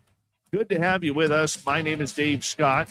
We always appreciate earning your listening ears wherever you are on this beautiful planet we call Earth. Hey, we want to remind all of you that if you miss portions of this show or others, our archives are always free on YouTube or any major podcast network. Our website, spacedoutradio.com. We have a plethora of features for you. Rock out to Bumblefoot, read the news wire, check out our swag as well. Follow us on X at Spaced Out Radio, Instagram at Spaced Out Radio Show, and on Patreon in the Space Travelers Club. All right, here we go. We have Lon Strickler, phantomsofmonsters.com, hanging on out with us. And Lon, you can find all your books on your website too, if I'm correct. Yep. Well, that's good confirmation right there. You don't get a better confirmation than that, people. You don't. Yeah, you just click on the ad. It'll take you right to Amazon. Well, let's continue on here. And let us go to your favorite stories. You have one here about a raccoon hunter recently encountering a Bigfoot at State Game Lands 333 in Center County. What happened here? Well, this is the report I was telling you about. Center County has been very active the last several years for a lot of phenomena, but particularly Bigfoot and cryptid canines. It's very near Penn State University, quite honestly, and but it's a hunting area. See, in Pennsylvania, we have what we call state game lands, and they've got a lot of them. They're all over the state, and they're set aside for hunting. And we've had a lot of strange sightings in these places for years. But Center County has been one of our main areas, and the State Game Land 333 has been very active. So when I saw this come up, I had to use it, and then I talked to a few other people who had who lived up in the area, had told me that they believe this is probably one of the best sightings in Pennsylvania all year. No kidding. Yeah. No kidding. I want to get to some audience questions here, but before we do that, I want to ask you about this one. And that is the Dragons of Waverly Abbey. Mm-hmm. You received a lot of emails and notes from your buddy, British cryptozoologist Richard Freeman. He is also a zoological director of the Center for Fortean Zoology. Mm-hmm. Says, hi, Lon. That's you. You might be interested in the case on Phantoms of Monsters. It involves mass witness sightings of dragons in England a little over a year ago. What's going on with these dragons? Well, what I'm going to have to do is I'm going to have to take the whole case, get Richard's permission to use it. I did use it on the site, but he didn't give me any permission to talk about it on the radio, but I will talk to him. And but it's an investigation he's been involved with, and it's very interesting. People have literally been seeing dragons, basically, and there's a lot of paranormal activity involved with it. It's an old ruin of an abbey where these creatures show up at. When he sent this to me back last January, I didn't know what to think about it, and I kind of hesitated to mention it to you, but since we were taking, you wanted something for the year 2025. This is probably one of the most interesting cases that I got. So I will promise you, if you allow me to talk about it the next time I'm on with you, I would love to. We'll go more in depth with it. But it's very interesting. I'd love to. Let's definitely do that. Okay. Let us definitely do that. I want to get some audience questions here. Okay. All right, because I always like to include them in the year end. And let's start off with Paramarv here, who is asking, is there a cryptid that you have seen a drop off in reports, and any thoughts why? Yeah, Bigfoot sightings. This is probably this past year has probably have had less Bigfoot sightings than probably any other year I can remember. Now, I don't know why that is, but that is happening. Now, we have had an increase of cryptid canines, winged humanoids, Glimmer Man, a few other things, but Bigfoot has just dropped off the edge. Is it popularity? Or Probably. because I've heard more people talking Dogman this year than I have people talking Bigfoot. Yep. And I think the reason for that is people have been seeing these creatures, but they've been very hesitant to come forward about it.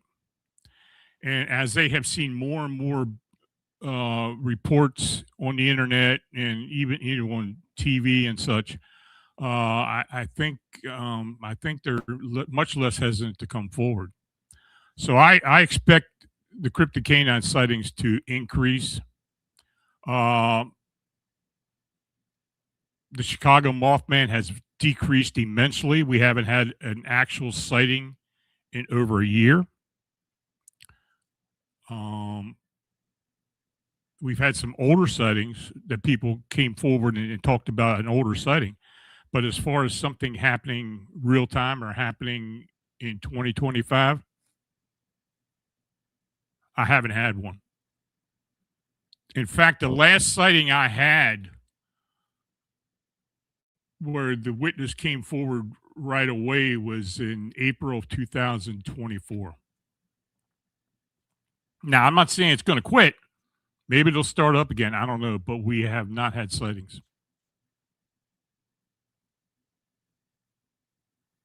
All right, let's move on to another one. Let's go to MJ. Have you ever dealt with vampires, like real vampires, not the fake human ones, real ones? That's a hard question to answer because I have read a few reports, mostly older reports, but reports that may suggest that there are vampires not necessarily drinking blood, but are psychic vampires that can control people. That is probably as prevalent as anything as far as vampires go. Most vampire stories are just legendary, or just legends and folklore. But I've had a few, but being as old as they are, they're hard to prove. But psychic vampires, yeah, I believe there are people who have the ability to control others. But it's psychic. It's a psychic type of endeavor. All right, moving on here. Let us go next to T-Bone. Lon, what is your opinion of the Kentucky Goblins case? I have looked at that for years and years and years. Of course, that started with Project Blue Book, and over the years, there have been some renditions of the case. Some of the family have come back And in fact, I think they've either written another book or writing a book or doing something for a screenplay. So I think we're probably going to hear more about that as time goes on. My personal feeling is something happened. Uh, J. Allen Hynek, from what I understand, he believes something happened, but not necessarily what they saw or what they thought they saw. But I do believe personally that something occurred that wasn't normal. I'm not saying that they didn't misidentify something, but quite frankly, I think there's probably something to it.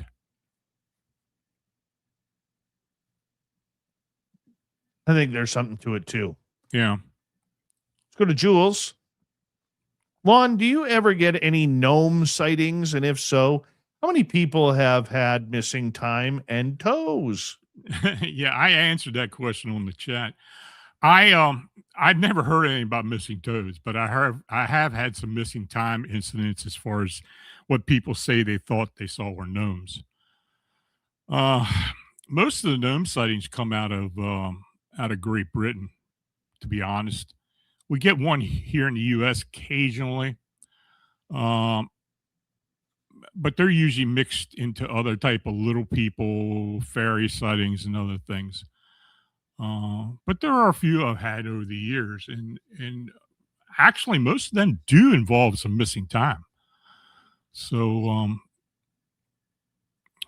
I don't know. That's the only thing I can tell you. Shall we move on to another one? Let's go to, I like this question from T-Bone. We'll go back to him. Lon, what case has disturbed you the most?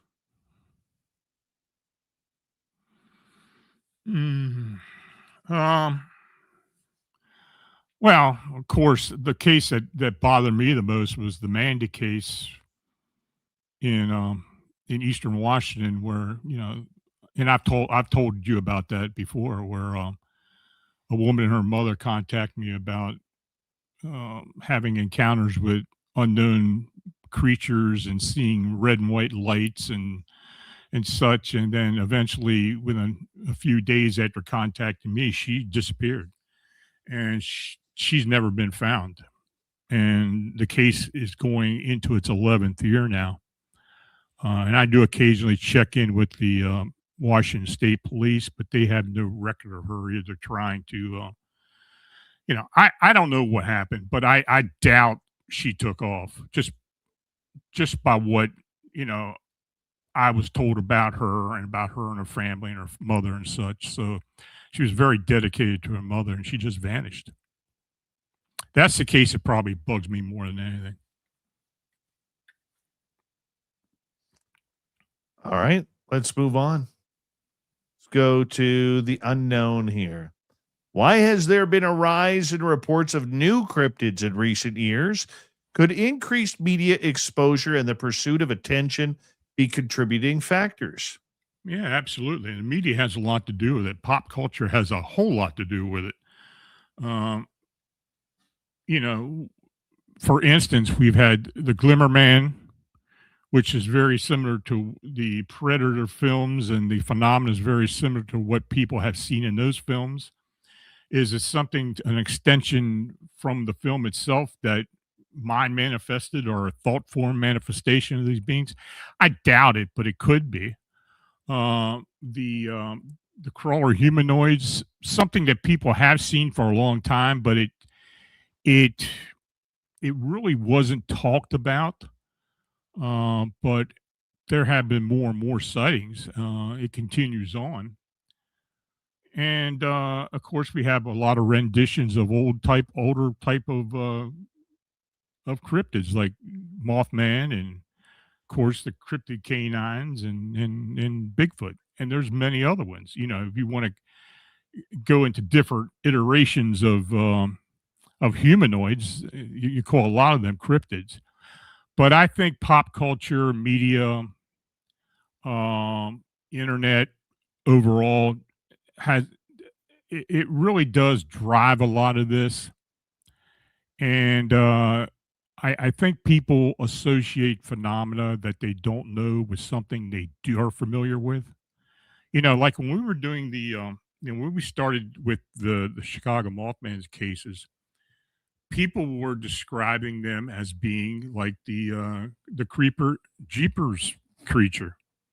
We've had that comparison a lot, and we got other comparisons of other media driven memes. So yeah, I think media exposure and pop culture has a lot to do with it. I think so too. I think you hit the nail right on the head there with that. People go with what is popular at the time, which is, as you said earlier, you've seen a discount in Bigfoot sightings, but you've seen a major increase in Dogman sightings. Mm-hmm. So, I mean, I can see where that kind of plays out right there, man. I mean, really, popularity does have something to do with it. Oh, absolutely. It's just like anything else. I mean, and especially when people give their descriptions and they compare it to something they've seen on TV or a movie, it looked like the Jeepers Creepers. Well, okay, Let's go to one more question here. Mhm. Go to T-Bone. Lon, do you see the cryptid UFO connection being more prevalent in 2026? I don't know if it's going to be more prevalent, but unless we get another a huge flap of UFO or UAP sightings, like we did back in the early 70s, where people were associating sightings of UFOs with Bigfoot and possibly other phenomena, I don't think there's going to be an increase. Occasionally they will pop up, but I think there's going to have to be something major first where we get a whole spat of sightings, especially in one area, to where that may be realized. But as far as 2026, I have no idea. Where do you think the next hot spot is going to be? Just a guess. Well,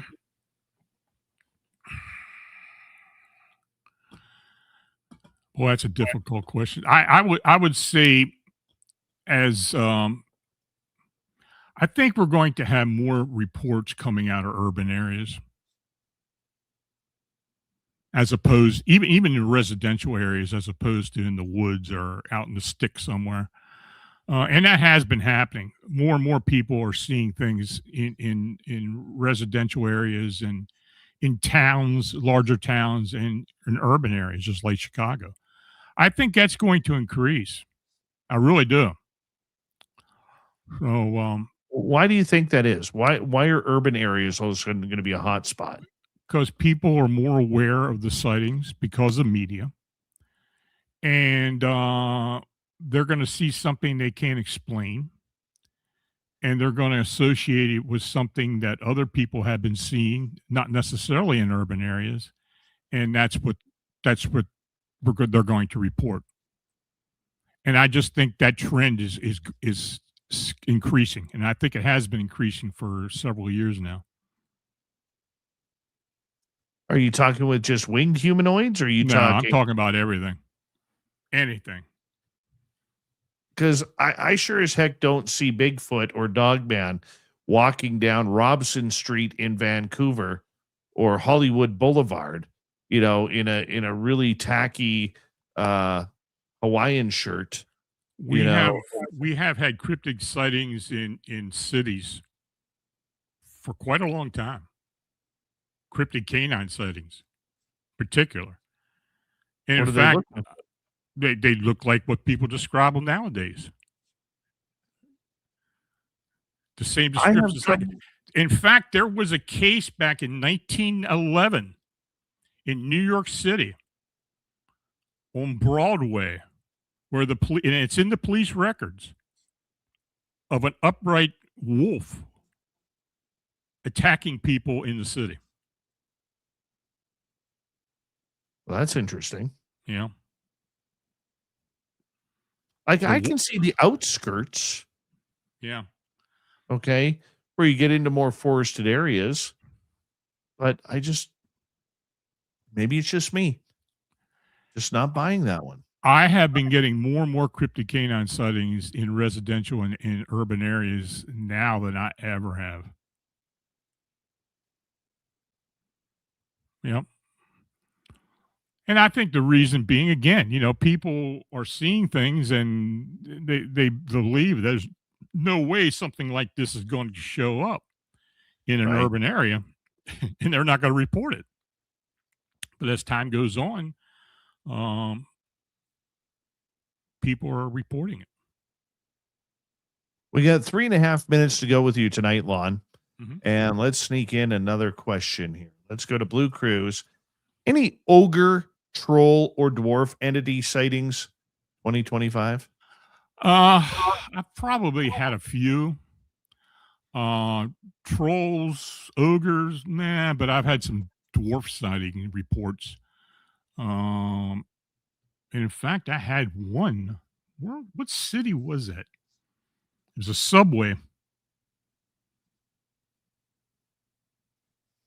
of a disappearing dwarf in a subway, and I forget what city it was. It may have been New York, but I can't remember. I had to dig that up for you. A follow-up from Blue Cruise. Any abnormally large zoological creature sightings? Abnormally large. No, I can't think of any that come right to my, top of my head.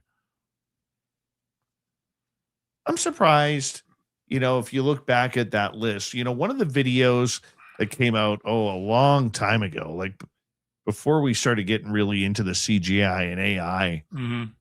factor, was that one from Siberia of the mammoths walking through the river. Yeah, that had me fooled at one point too. Yeah, That was pretty well done. that was very well done. Yeah. Very well done. I don't know, that video made me believe that I bet you somewhere they're still out there. Okay, and here's the thing with that. Canada is a very large country, Absolutely. second largest country in the world. The majority of the population of Canada does not live in the north. Okay. Yeah.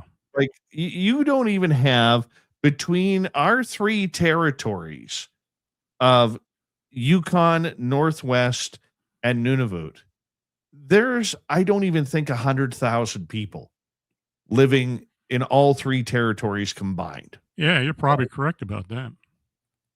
Now you take Asia, which is basically, Russia is the roof of Asia. Mhm. And that's a lot of ground that has never been covered, man. Sure, people have flown over there. Sure, there's maps. But that's still a lot of room for something like a mammoth to hide. Honestly, I wouldn't be surprised any type of relic animal shows up in areas like that. Who's to say that these things, are not extinct and just moved on to some place where they could survive? That's what I'm saying, Yeah. right? Yeah, I find it fascinating. I really do. But that video, I hadn't thought about that video for a long time, but when you mentioned, that was one hell of a video. That was a good. Seeing the mammoth crossing the river in the mist. Mm-hmm. That was pretty cool. I agree. Lon, I want to say a big thank you for coming on Spaced Out Radio throughout 2025. I really hope you come back for 2026. I know people love you here. I'll do as best I can, but I don't see any reasons for not coming back. Well, we thank you for that, and we love you around here. Happy New Year to you. Lon Strickler, everybody, phantomsandmonsters.com for Strange Days. Coming up next, Swamp Dweller, then the Wizard, as we get into the UFO report. You're listening to Spaced Out Radio. with your host, Dave Scott.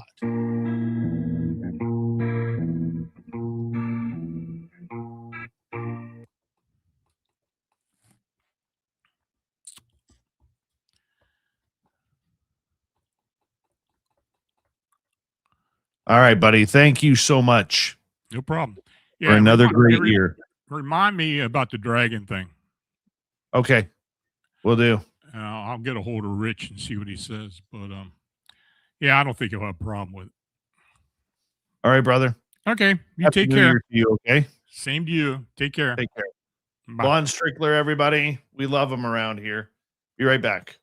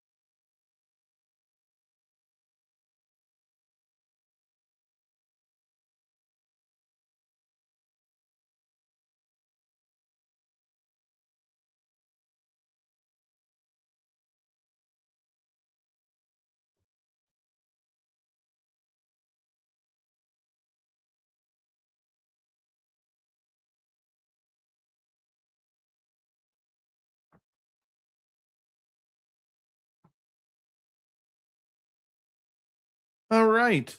Let's bring in the wizard. Wizard, how you doing, buddy? Dave, how's it going? Good. It'll be good if I can reach down and grab my charger here. Did you have a good Christmas? What's that? Did you have a good Christmas? I had a great Christmas. Thank you. Glad to hear it. Really did. Oh, there's Alaska's greatest athlete showing on up. Yeah, there she is. Dave was not peeing. Dave was hanging out, checking out the stars and my giant snowpack that I have. Wizard, you'd love it here. Maybe I'll have to vacation soon. Oh, yes, you should. We need 2 thumbs up for 100 for tonight. So if you haven't yet, hit that thumbs up. If you don't mind, we'd appreciate it. It's been a good night. Been a good night. This is your last appearance of 2025, my friend. It is. Yep. We should, send me off with a bang. I don't know. Well, maybe. Yeah. I got a good story for you tonight. Oh, yeah? I do. I don't know if you can see it or not, but my wife got me the Mothman Build-A-Bear sitting up there on the shelf. No way. Yeah. That's awesome. Yeah. Very cool. Mothman Build-A-Bear. Oh, that I want one of those now. I do. Big thank you tonight to Deborah Rooney, T-Bone with a hat trick, Kitty Caddywhack, Mel WD40, Boise, and Walter for the super chats. We greatly appreciate your love and support. And of course, you can shop at our Spaced Out Radio store. We do not have ugly swag, people. No ugly swag, so make sure you check it on out. We're going to come at you here right now.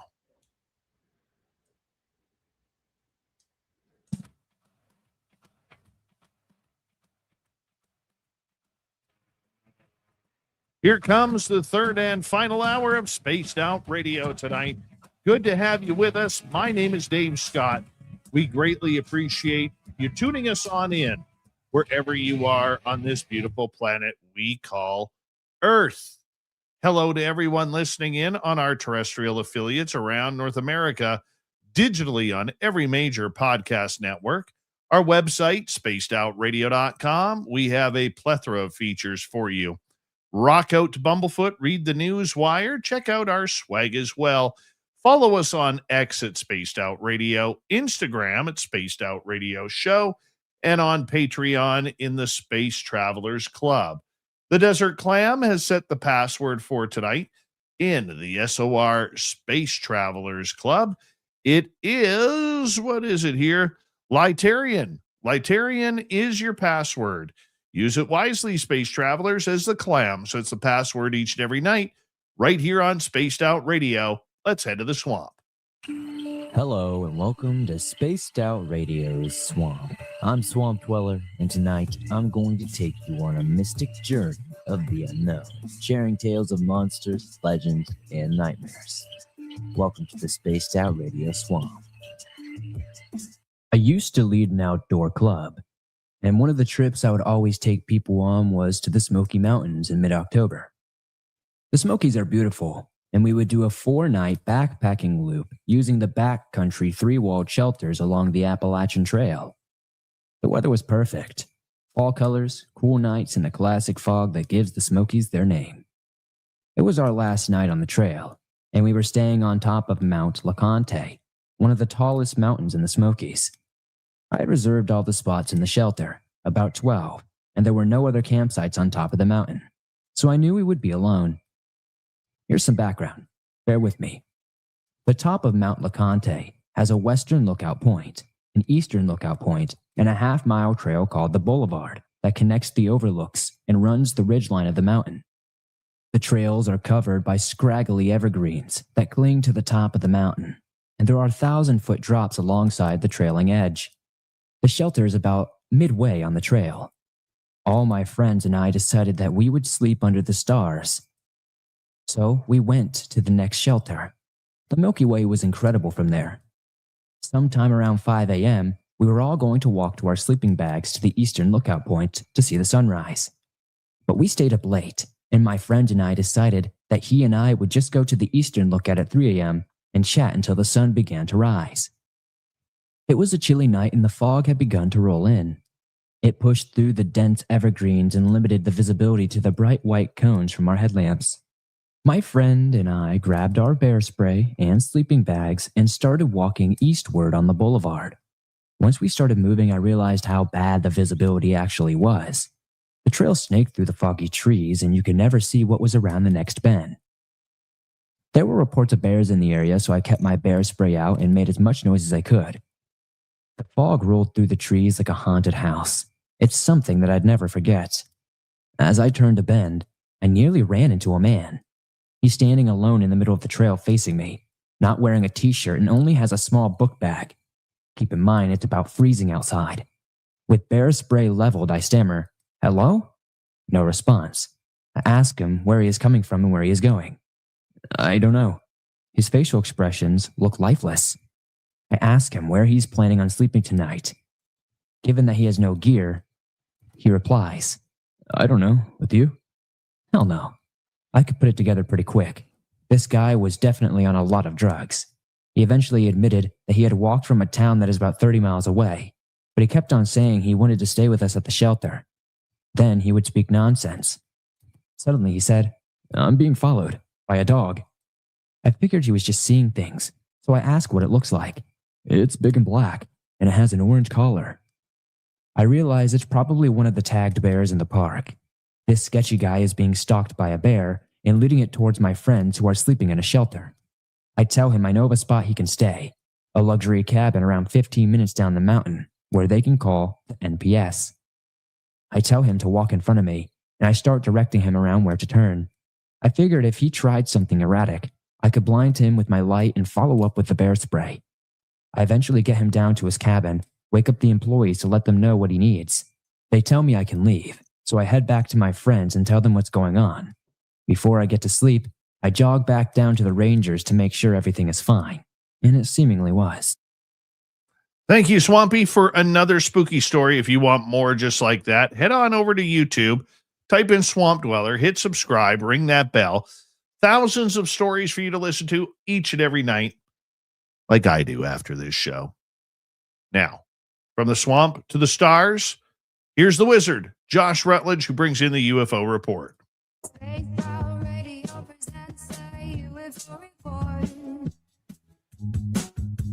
The UFO is the makes it spread.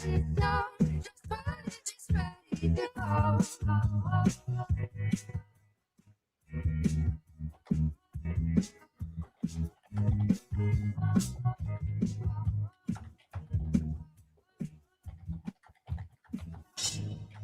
Wizard, it's nice to have you back for your final appearance of 2025.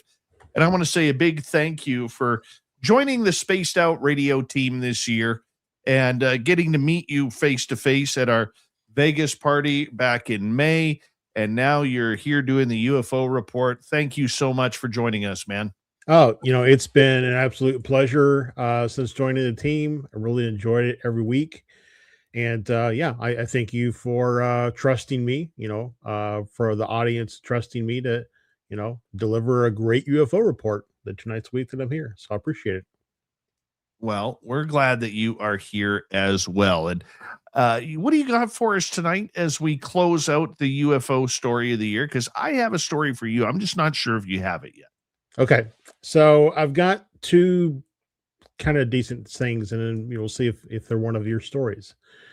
In a recent episode of Weaponized, Jacques Vallée talked about at least 20 years ago, he was made aware, these are his words, paraphrased, by a person who was a part of the program, who was a specialized operator within a program with the U.S. government that had developed a sophisticated communication process to communicate with entities. Jacques Vallée gives examples of the entities that they were not communicating with, such as the Virginia entity. Also, one of the others, a group that he mentioned we were not in communicate with. I can't remember the exact name, but he said basically the higher ups, the upper management, if you will, in the ET community. That the government had developed, and he used the word sophisticated several times, a communication mechanism to communicate with them. My initial thoughts were, did the human race vote for these individuals to communicate with ETs on our behalf? Like, does there that if this is truly like, it's one thing to say we're recovering crashed craft and we're just trying to figure out how the technology works. It's another thing to say that there are people engaging with ETs on the behalf of the human race. That's a pretty big mantle to put on oneself.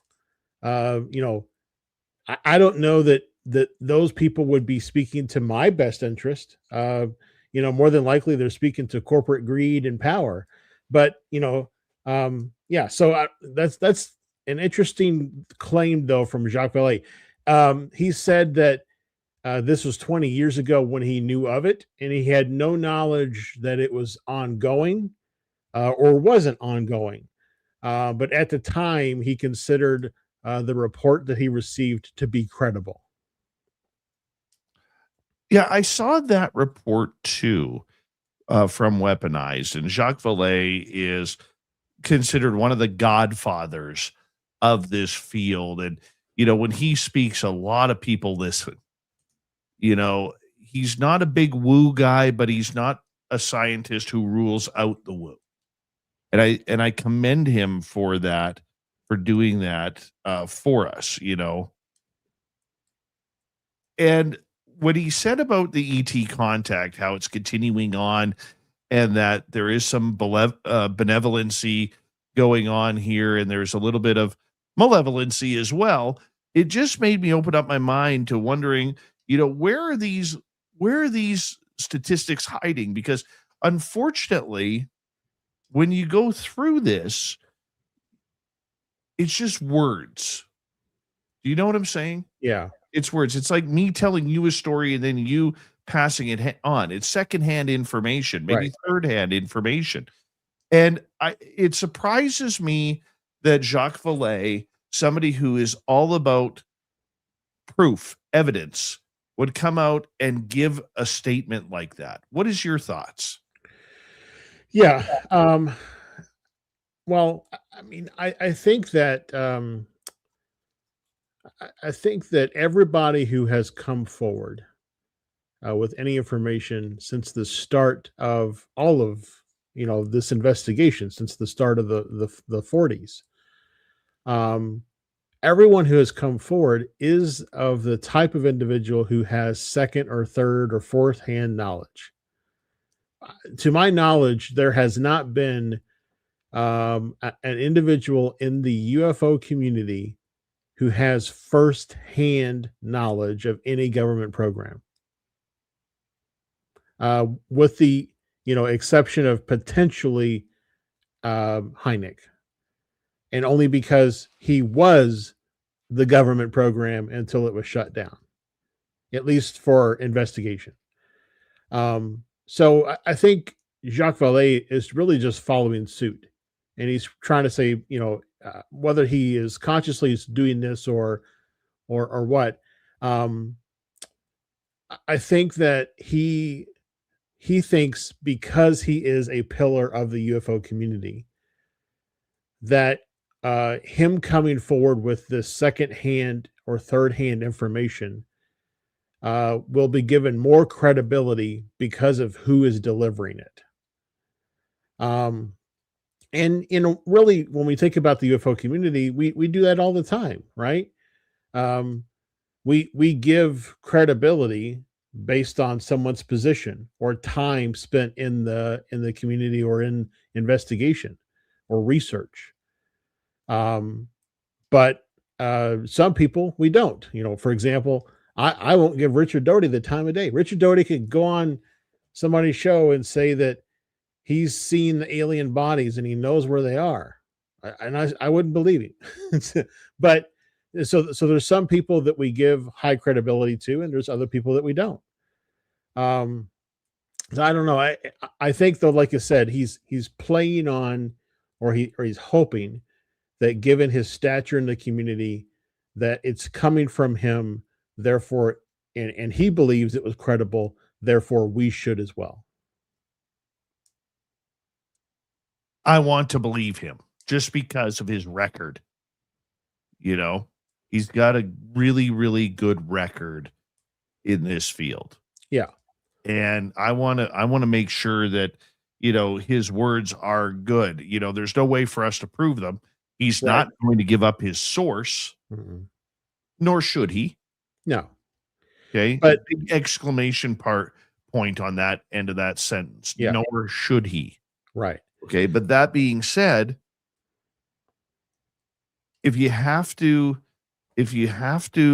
say something like that, or you feel compelled to say something like that, you got to bring a little bit more to the table.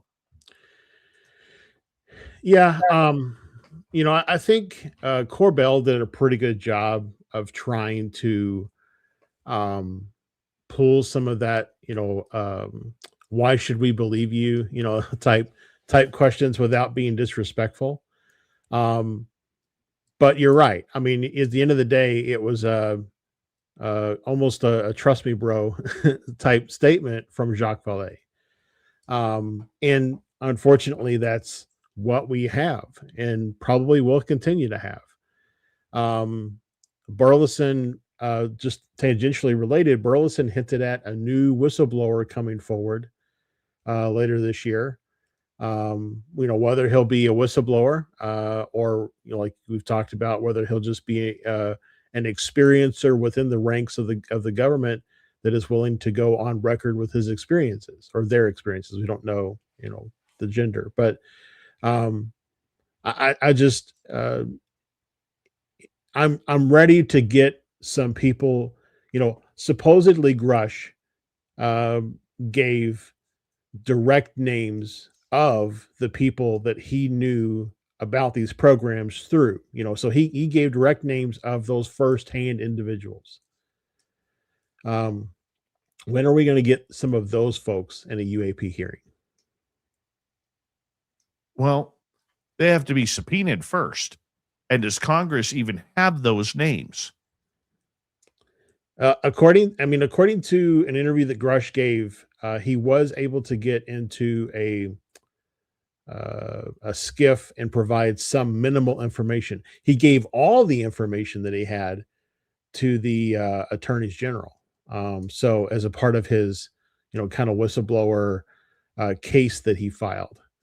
So at least that individual has the names, but you know, it's probably a matter of classification and whether or not Congress has the right to know those names.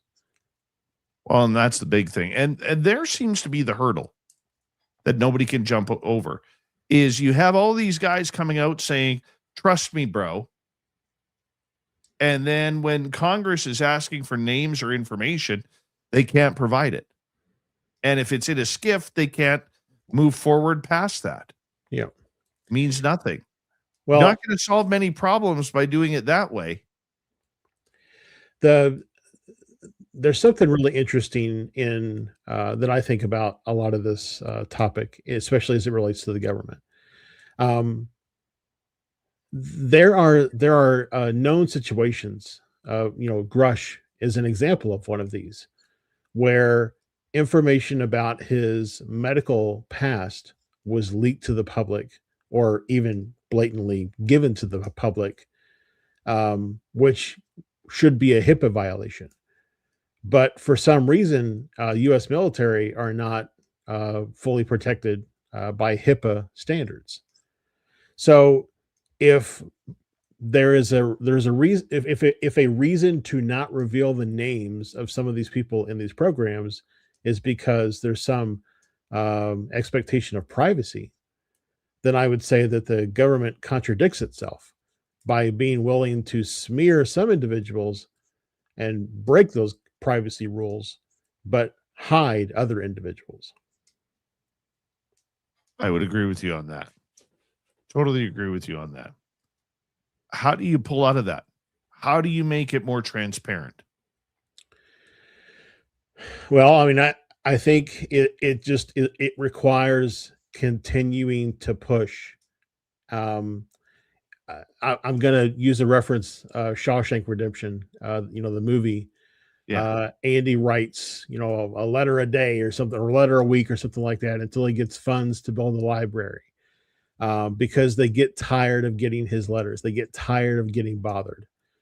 I think that's the only way that we really are going to start to see firsthand individuals come forward on the topic and be able to speak.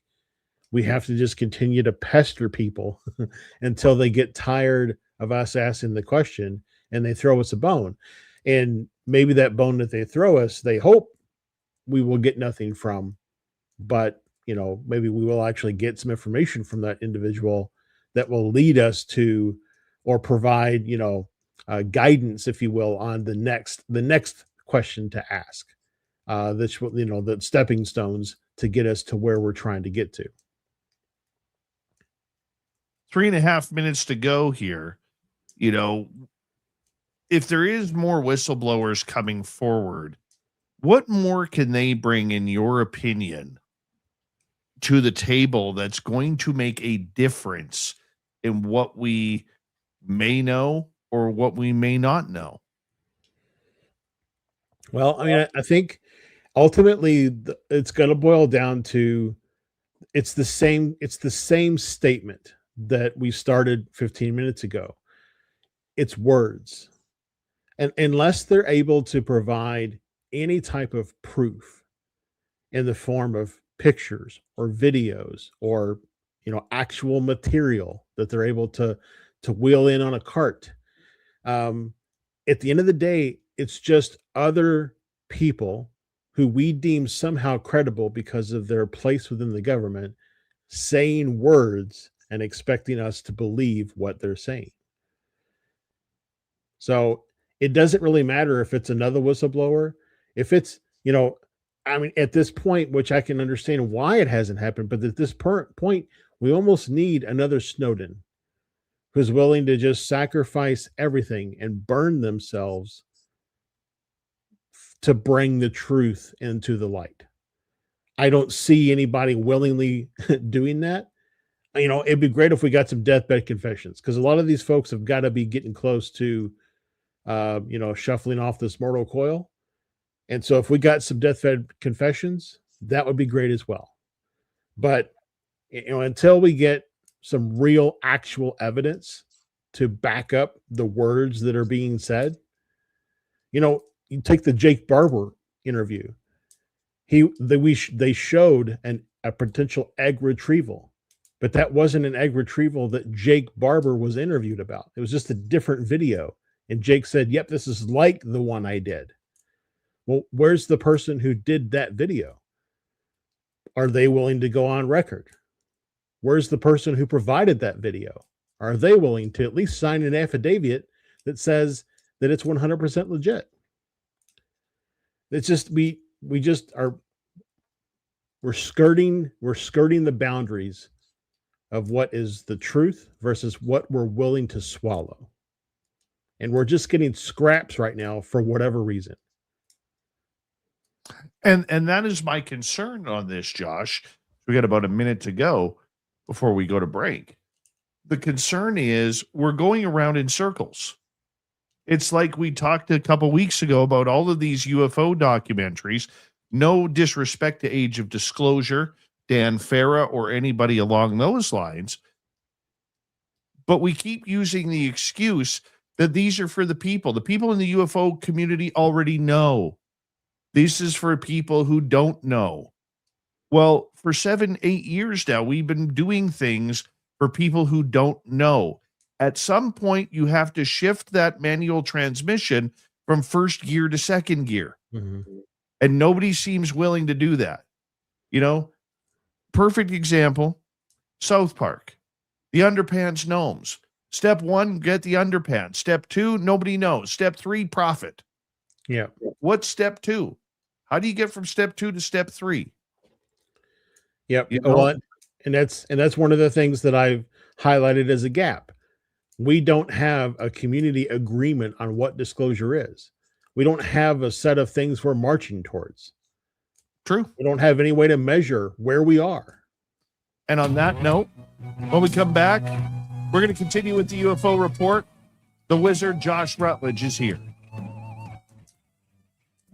This is Spaced Out Radio. Your host, Dave Scott.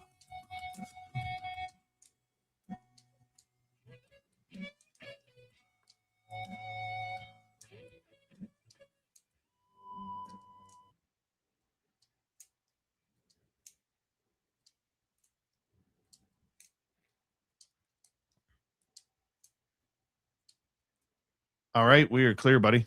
Cool. I'm staying up after the show tonight because I have to take my mother-in-law to the airport at 2:30 in the morning. Oh no. So Oh no, you poor yeah. Are you still on holidays at least? No, I have to work tomorrow, but everybody else is out of the office. I don't have any meetings. So yeah, I'm gonna nap sometime during the day. Well, that's good. That's good. On the topic of cool things my wife got me for Christmas. Uh-huh. Oh, sorry. Back to the Future tarot deck. Oh, very nice. Yeah. It's a great deck too. It's very, very well drawn. It's I don't know who put it out. I haven't looked to see, but it's a fantastic deck. I got clothes. I got pair of socks, which is good. They look like hockey skates. It's kind of good. I got cologne. And the one thing I didn't get this year was I wanted to do mini stick. Specifically had that on my list. They forgot. Little mini hockey stick. Mine's cracked. What do you use that for? Oh, my son and I play a game of mini stick hockey every night. Like in the living room? Yeah. Okay. We got nets and everything. We play 4-minute periods. Has anything ever gotten broken or destroyed? Absolutely. Absolutely. Well, that's where the money for your mini stick went.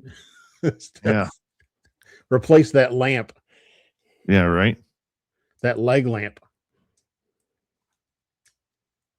The big hit for my boy was the megalodon tooth that Santa Claus brought. Yep. Yeah. That was a big one. That one was a winner.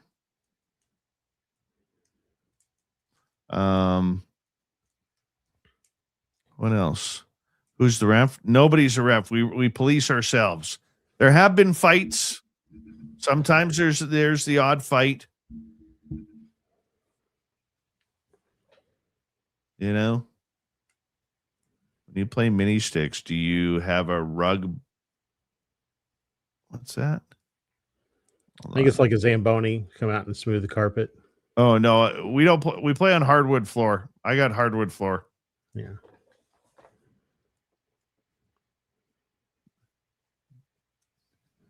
Thank you, Deborah Rooney. Yes, thank you for hiding under my bed and chewing on my toenails. I appreciate that.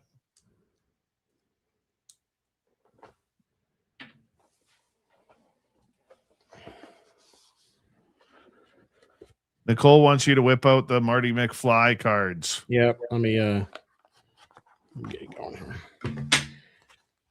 So in this deck, Marty is the Fool.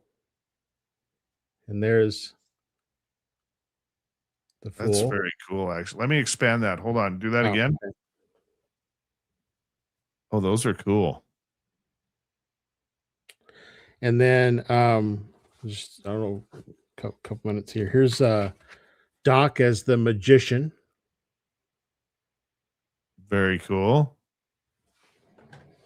And then just kind of swim through here a little bit. We've got Principal Strickland is the Hierophant. That's a good one too. He kind of looks like Lex Luthor. Totally does. Yeah. So yeah.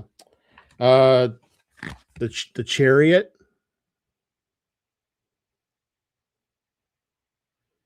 Very, Love very, it. That's very a good beautiful card. art on that one. That is a beautiful card.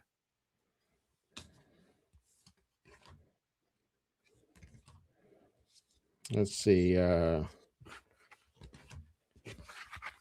Hanged Man. Right. Marty when he's getting strung up. Yeah. Yep. It's a good alternate Biff as the devil. Oh, alternate Biff. That's a good one right there. All right, we got 10 seconds. Thank you to T-Bone with a hat trick, Deb ×2, Alaska's greatest athlete ×2, Walter, Mel WD40, Boise, and Kitty for the super chats. Here we go.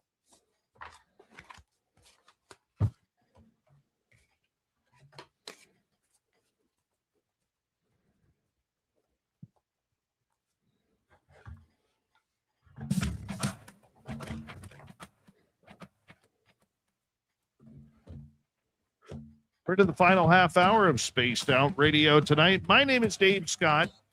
Thank you so much for taking the time to join us. We really do appreciate earning your listening ears wherever you are on this beautiful planet we call Earth. Hey, we want to remind all of you that if you miss most of this show or others, our archives are always free on YouTube or any major podcast network. Our website, spacedoutradio.com. We have a plethora of features for you. Rock out to Bumblefoot, read the news wire, check out our swag as well. Follow us on X at Spaced Out Radio, Instagram at Spaced Out Radio Show, and on Patreon in the Space Travelers Club. Here we go. We continue on with Josh Rutledge. He is the man, the myth, and the wizard legend in the UFO world. We're glad to have him here for the UFO report. What else you got for us tonight, Josh? So there was a trailer that came out about 7 days ago. It kind of hit Reddit a little bit, but not a lot of people are talking about it. And it is called Psionics, the Minds That Summon UFOs. And it is a outcoming documentary later in 2026 by Alamo Pictures about the practice of psionics. The research that I've done, it doesn't look like it's associated with the Skywatcher people at all, other than there's some people in the psionics documentary that also worked with the Skywatcher group, and so they talk about their experiences. But like, if Skywatcher didn't trademark the psionics term, they should have, because here's now somebody using the exact term, out of that are not associated with them whatsoever. But here's the quick synopsis of what IMDb says about the documentary. For decades, people have been spotting strange lights in the sky, seeing unidentifiable craft dart across the horizon, and occasionally waking up with a lingering suspicion that something had been in their bedroom that wasn't there before. But what if we've been thinking about UFOs all wrong? What if these mysterious visitors aren't just little green men in flying saucers, but something far weirder, something that interacts with us, not through radio waves, but through our minds? Welcome to the mind-blowing world of psionics and UFOs, where telepathy and consciousness itself might be the key to unlocking the biggest mystery of our time. Patrick Scott Armstrong, host of the popular podcast and YouTube channel Vetted, takes a journey around America to meet those who claim they can use psionics to summon UFOs, experience them doing it in the field, and even tries it himself. His aim? To get to the bottom of whether it's all nonsense or whether this is something that should be taken seriously. Good for Patrick. Good for him. So the trailer, it does show some proposed footage of CE5 is basically what it is. Call it psionics, call it conscious contact, call it contact modalities, whatever you want to call it. It's all the same stuff as CE5. But it's proposed footage of them doing these psionics sessions and the results. Scenes show at least Arizona. I picked out on maybe the Bradshaw Ranch in Sedona, and some other locations. And it basically, it looks to be independent project by figures within the UAP research community. Kind of focused on exploring the claims made by the Skywatcher group members and associated whistleblowers regarding consciousness and UAP interaction. And like I said, no official date given yet, but it is coming out later in 2026. I keep trying to say this year, but we're not there yet. Later in 2026. Well, I don't know how many views it's going to get, but it's an interesting topic. I wish that they wouldn't use the name psionics. Okay, and you know me, a lot of people will sit there and say, Dave, you're picking on semantics again. Okay, potato kind of thing. But I don't like when these new groups come in and then change the delivery of everything that people have been doing for years. Okay, there's CE5, there's heist, there's summoning. I prefer to call it summoning because that's how I learned. Okay, but it's like if we use these new terms that these people who we know nothing about just make up for the sake of their own, that all of a sudden that gives us credibility. I remember when I watched Richard Dolan the first time start UAP this, UAP that. Well, Richard, for 30 years, you've been calling it UFOs. Now you're Mr. UAP. Come on. And I know you're a UAP guy. I understand why and all of that. Okay. But I wish in order to keep the credibility of the field that we use the terms that people already know rather than what's the latest, sweetest fruit on the tree. Yeah, I hear you. And I want to make sure you're clear. I'm not a UAP or UFO guy. I'm a whatever term the person I'm talking to is using, I'm going to use the same term. Bottom line. Because to me, they're interchangeable. UAP is like, it's like clear Pepsi. It's still Pepsi. It's just the new thing. And it'll probably go away like clear Pepsi did.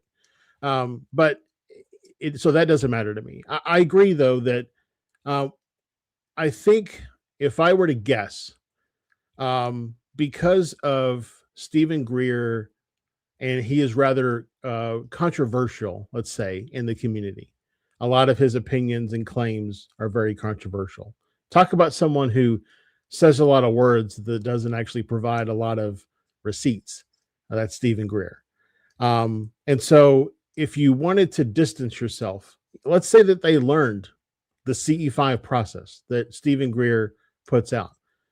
But when they hit the scene, they wanted to distance themselves from Greer. So they gave it a new name.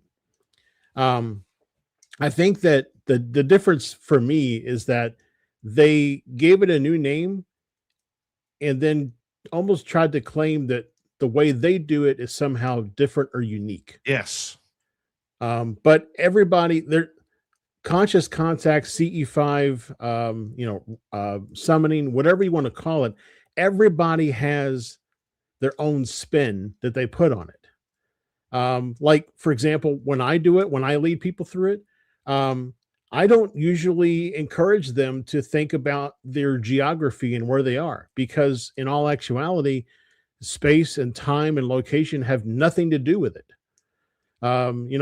You could imagine yourself as a single, black dot against a white landscape, if you wanted to, because location and time and space have no bearing on the CE5 or conscious contact or whatever working. So everybody puts their own spin on it. And some people, to distance themselves from Greer and his association with CE5, call it something else. But they don't claim that it's some new thing. They say, oh yeah, I do CE5s. I call it whatever they call it, but I basically do CE5. They give, credit back to the person who coined the term, but Greer was not the first person to do it. Mm-hmm. There were people that have been doing it for thousands of years before he got involved. No, I get that, but with Skywatcher, it was also the point, not just with psionics, but that they had to take all of these UFOs and rename them too. You know what I'm saying? Okay, it's like they were embarrassed to be in this field by using the terms that everybody knows. So they had to create their own to try and give themselves the same credit, or to give themselves some unique, chic perspective of the subject. Like, give you an example here. It's just so our public understands. You already know, I already know, but for our listening public. So a tumbling tetrahedron shaped UAP is called a tetra. Anything elongated or cylindrical is called a tic tac. Glowing orb-like objects with erratic motion were called blobs. Infrared visual orb that hovers or vibrates is called a beam. A manta ray-shaped tumbling object is called a manta ray. Bright star is reflective tetrahedral object with flashing light. Most people call that an airplane. And the jellyfish, another shape class named for visual appearance. Other classes include the egg, an off-white egg-shaped object, otherwise called from orc. Anybody gets that? So what did we used to call them? Flying saucers, UFOs, discs, cigar-shaped, like tube-like objects, cylindrical, triangles, black triangles, spheres, orbs, boomerangs or chevrons, the V-shaped craft. Angular shapes were diamond or polygonal. Any simple lights or flashes in the sky, light phenomena. It was simple. Yeah. So I understand why they did it. Because there is no accepted universal classification of things that we see. You rabbled off the things that we've used in the past. But I think what they were trying to get to is that everybody would adopt the same lexicon, if you will, for identifying UFO. Okay. So Right? I would follow that up, not to sound argumentative. Okay. Who gives them the right to set that? Well, I think they were setting it for them. And if other people wanted to adopt their lexicon, they could. Bingo. And you see, that's what happened with UAP, where all of a sudden, all of these people who were UFO people for 30 sub years, 40 years, in order to remain relevant and popular, decided to switch over to UAP. Well, and I don't want to necessarily hurt the feelings of anybody who's been in the UFO community for a long time, but at least the Skywatcher group was doing something new. True.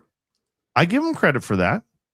And I will also attest that when I put it out to Skywatcher, where they were talking about psionics, and they put out this big tweet, I said, you guys realize that you haven't invented this. This has been going on for centuries and or millennia.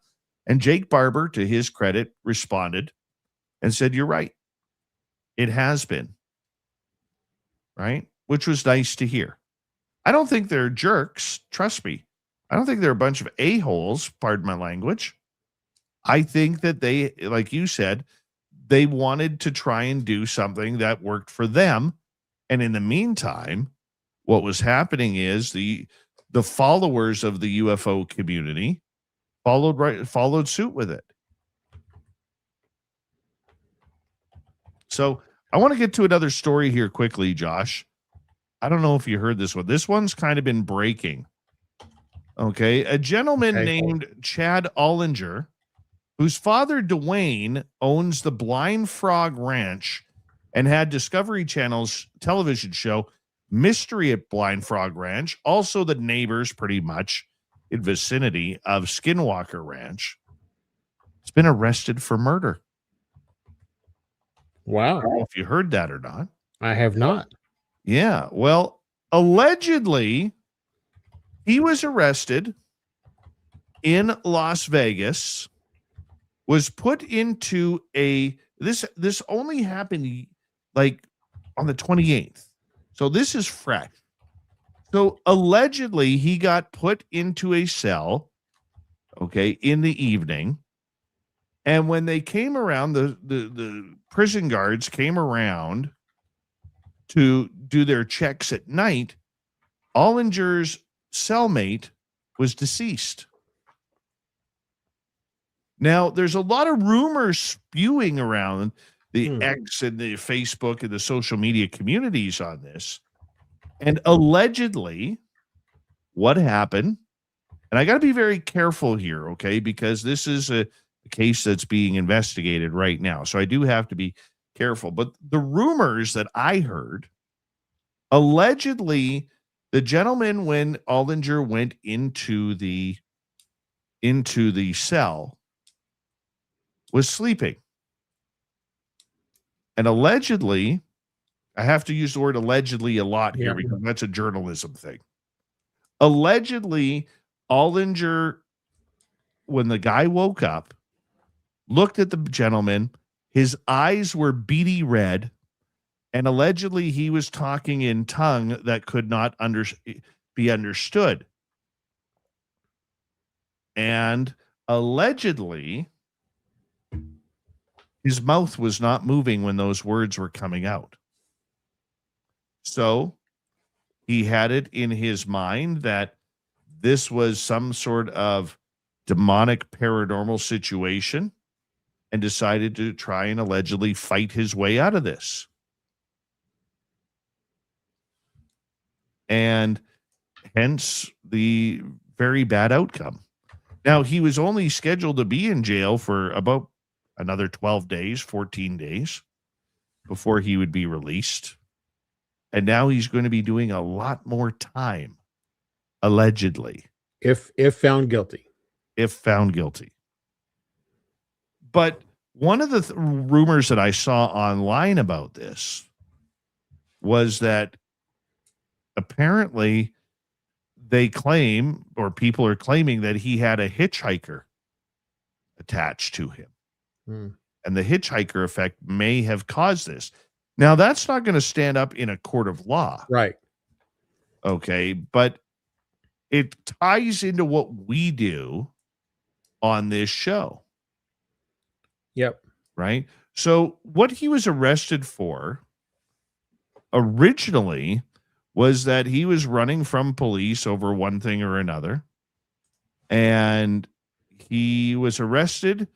Amarillo, Texas police arrested Ollinger back in November for evading arrest with a vehicle. In that incident, Ollinger fled police on his motorcycle and on foot. And apparently he got away, or eventually he was booked into Gray County Jail on a charge of driving while license was invalid. In February, in July, he was reported missing in New Mexico by family. He entered the National Crime Information Center as a missing person, but was eventually located in Albuquerque a short time later. Now, in Las Vegas, jail records from Clark County show that Ollinger was arrested October 27th and booked into the Las Vegas jail for contempt of court. He was sentenced for contempt charges on December 18th. The records show he was set for release January 12th. And now, allegedly, that may not be happening. So, I mean, could there be a case of some sort of, mental illness or something along those lines that drove him to this? Could very much be. We're going to, but the UFO world, the cryptid world, our world is going to be blowing this story up. And obviously we'll have to keep that into consideration, because in the end, whether the person was in jail or not, there's a victim that is no longer with us because of his actions. Mm-hmm. Yeah. I mean,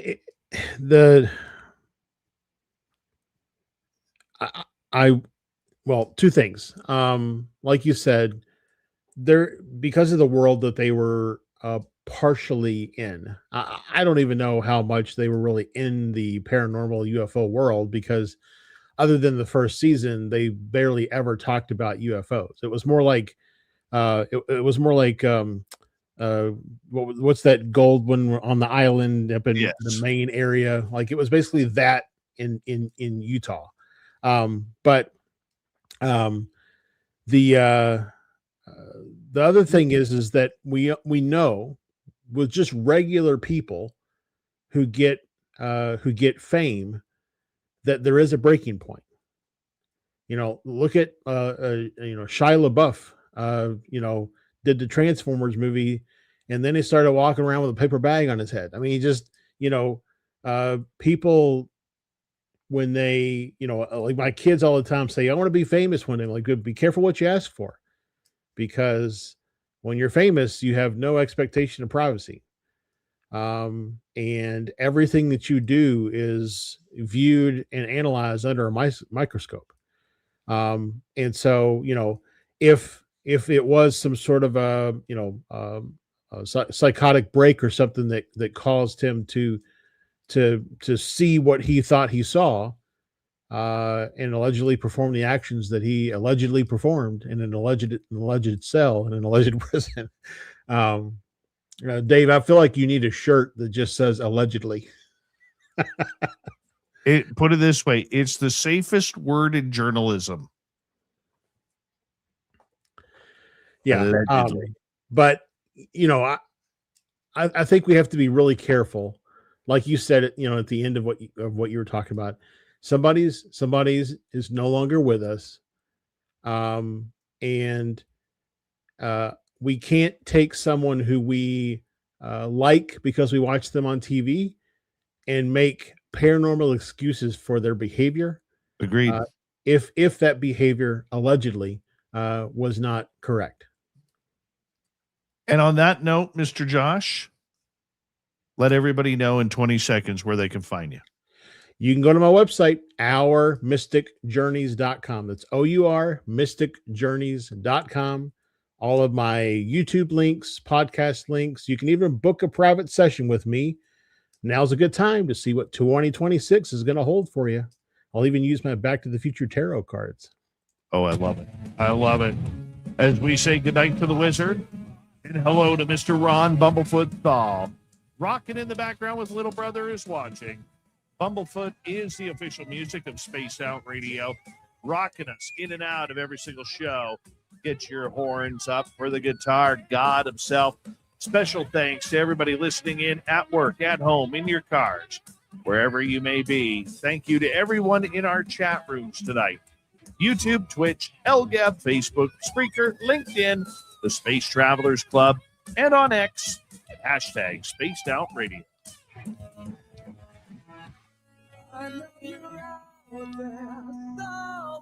Remember, this show is copyright by Spaced Out Radio and Bigfoot Broadcasting Limited. Thank you so much for choosing to share your evening with us, because together, my friends, we're watching. We own the night. Mr. Bumblefoot, we need a favor. We need you to take us home.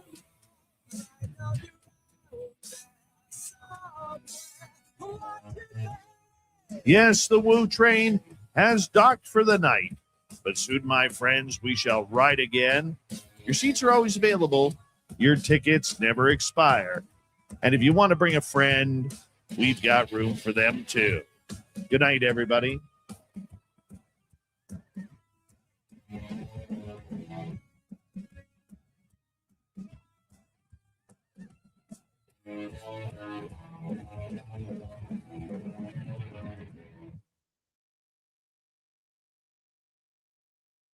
Good job, Wizard.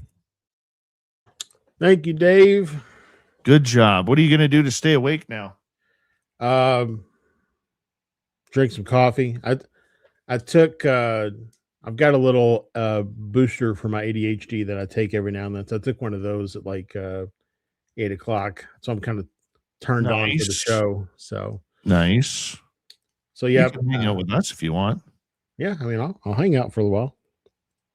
That's good. We got more wizard time. Yeah. I'm not an evil wizard. I'm not Gargamel or anything. So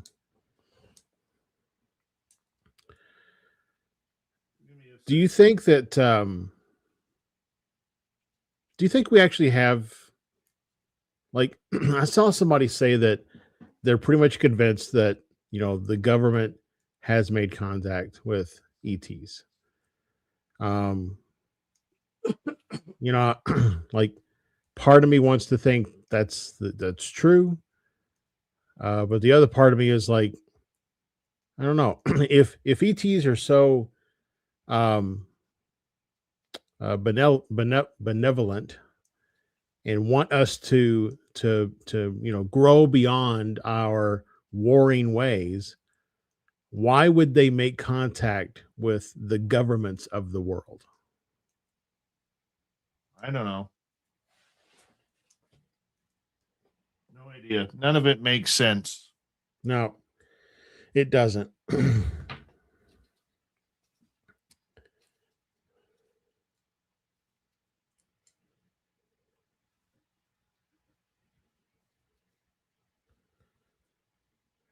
Really doesn't make sense. What you gonna do for New Year's? You got anything planned? I usually leave that up to the last minute. I'll be honest with you. I've never ever in my life had a good New Year's. Never. Last year was close until El Ovni Volador and El Phantasmo showed up. It was okay.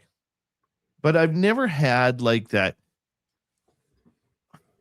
I've always wanted, not that I'm a party animal, okay, but I've always wanted that movie type of New Year's, that one night of a big house party or a club party or a lounge party or whatever. Never done it. Never done it. I don't know. I don't know that I would ever say that I've done a big party like that in my adult life. But when I was younger, me and my brother, I was probably like, I don't know, 13, 14. My brother's 2 years younger than me. Some kids down the street. We all got together at my uncle's house, sat up, watched movies, played Nintendo, ate pizza, had a toga party. He had a hot tub. We sat in the hot tub. There was snow on the ground. We did some stupid kid things. Like we dared my brother to run around the backyard with his swimming trunks in his hand in the snow. And he did. And he came back and jumped in the hot tub. And we were all just cracking up laughing. And he was like, I would drop my swimming trunks. So he had to get out and go back out in the yard and get them, so like that kind of stuff when I was a kid. But I've never been like, have a keg or anything at the house and, 30 people over. I mean, I've just never been like that. I've always wanted to have one of those New Year's parties where everybody like dresses up. You know what I'm saying? Like you're not just showing up in like your everyday t-shirt and jeans. You know what I'm saying? But I've always kind of lived in the burbs, man. And, nobody really dresses up. So it's just I don't know. It's one of those things I'd like to experience before my time is up. Is to go to an actual New Year's party. I would like to go to an actual rave. Never went to one. Yeah, me too. They always sound really fun, but I agree. Plus, I'm really good at twirling glow sticks. I could see that about you. I could see you being a real hula hoop kind of guy, glowing hula hoop kind of guy. Yeah. Yep, that's me.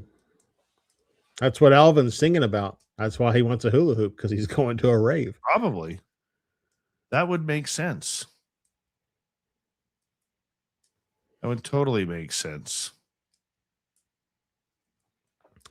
Last year, we let my daughters invite some friends over. That was a bit much, so we did not repeat it again this year. Yeah.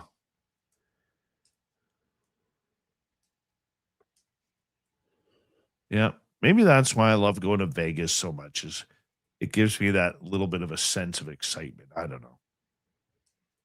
I mean, you could just stay up and drink and watch Animal House. Dude, I am so movied out. I swear to God that if I have to sit at home on my recliner on New Year's Eve and literally do nothing but watch television and look, I'm not saying that's a bad thing, because I know some people really enjoy that. Okay, but it's going to piss me off. It's really going to piss me off, because to me that's not a good way. Like, I'm not a big drinker. Okay, I rarely drink, but I would like to have just some fun. I'm craving fun. And I always get anxious at this time of year, because by New Year's, for like the last 40 years, I've been bloody busts. So tired of it. So tired of it. Yeah, I mean, I get it. When we had kids, going to bars and things like that kind of went out the window. We had my parents and stuff around, but it just wasn't the same. Plus, getting drunk as an older adult really sucks. Oh, dude, I'm a 2-day hangover guy now. Yeah, I've got to plan my drinking for times when my kids don't have anything the next day. That's usually how it doesn't work out.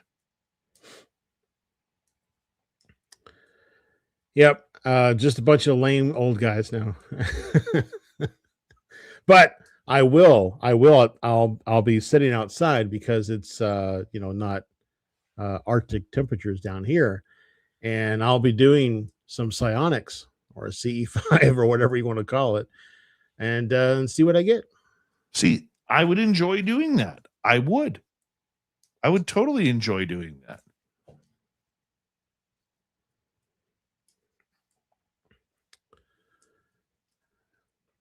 It'll just be me, because my family don't care and they won't come out and join me. So, but I'll have a little fire in the fire pit and do a little meditation and just see what I see. I've got this camera that I built that I want to try out, so I'll set that up and just let it snap away some photos and see what I get.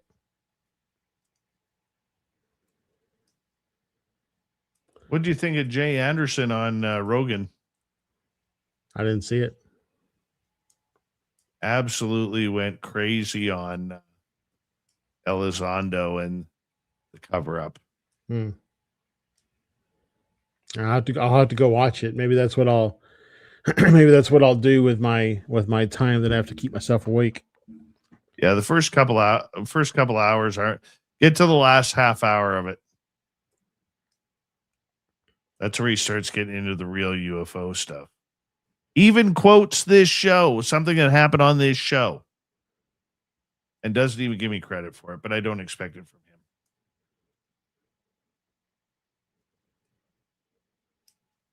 him. Yeah. Nicole Sackage is a big fan of his. But that's just what we were talking about. Sorry, you mean cut you off. Go ahead. That's what we were talking about earlier. Like, we don't allow. Lou Elizondo is, at the end of the day, he's just a guy. Like, he's not some super powered guy. He's a guy who talked to some people who told him that they knew some things. And then he said people should know these things that these people told me, and he told them. But he's just a guy, and he's going to make mistakes.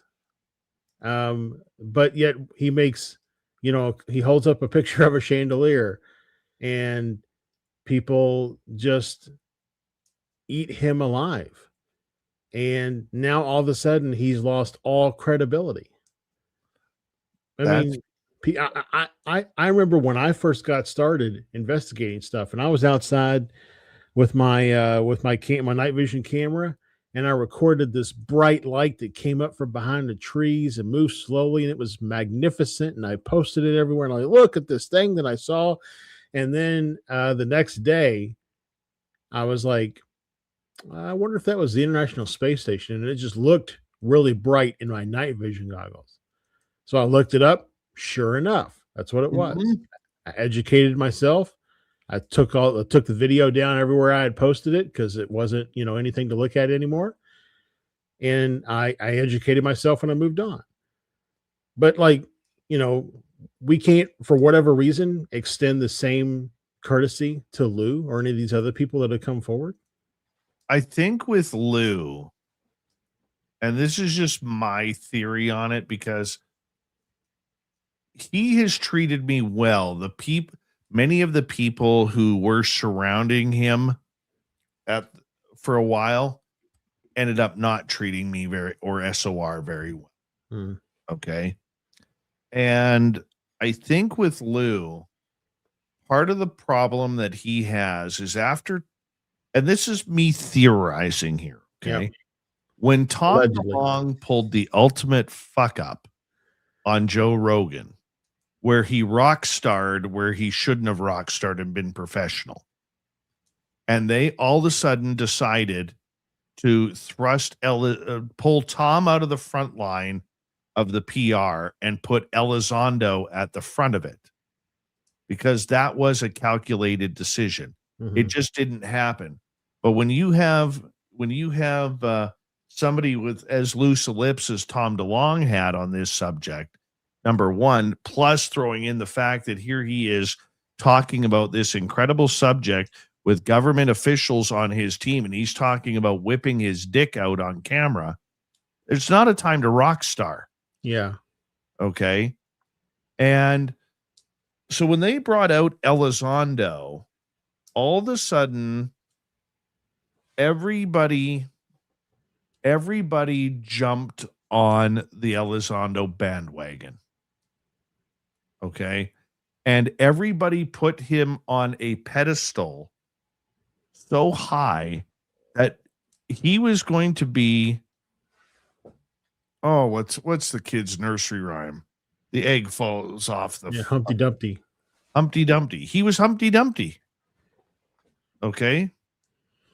He had no chance to survive this. And I think he knew that. I really do believe he knew that. But, did a lot of it fall on his shoulders? Sure it did. Going to Congress with an irrigation system, the unified irrigation phenomena, the UIP, because I know you love your acronyms, right? Or the ULP, the unidentified lighting phenomena. Yeah. Right. I think that he's a very smart individual. Okay. But I don't blame him. I blame the I blame the UAP community, because there is a giant difference between the UFO community and the UAP community. Pardon me. The UAP community treated him like a demigod. And I actually asked him that one day when we were talking. I don't remember if it was on a show or if it was just in a private conversation that him and I were having. And he literally said it was a really uncomfortable feeling, the way people were treating him like he was a god. Mm-hmm. Right? That he was the UFO god that was coming out. And I wish he would have put that part in his book. Yeah. Okay, because it would have humanized him quite a bit. And go ahead. I was going to say, you're absolutely right in all of your, at least in my opinion, you're absolutely right in all your evaluation. So with that being the case, is it possible that he purposefully showed photos of things he knew were not legitimate UAPs so that the community would knock him down a few pegs and he could kind of, have some breathing room? Possibly.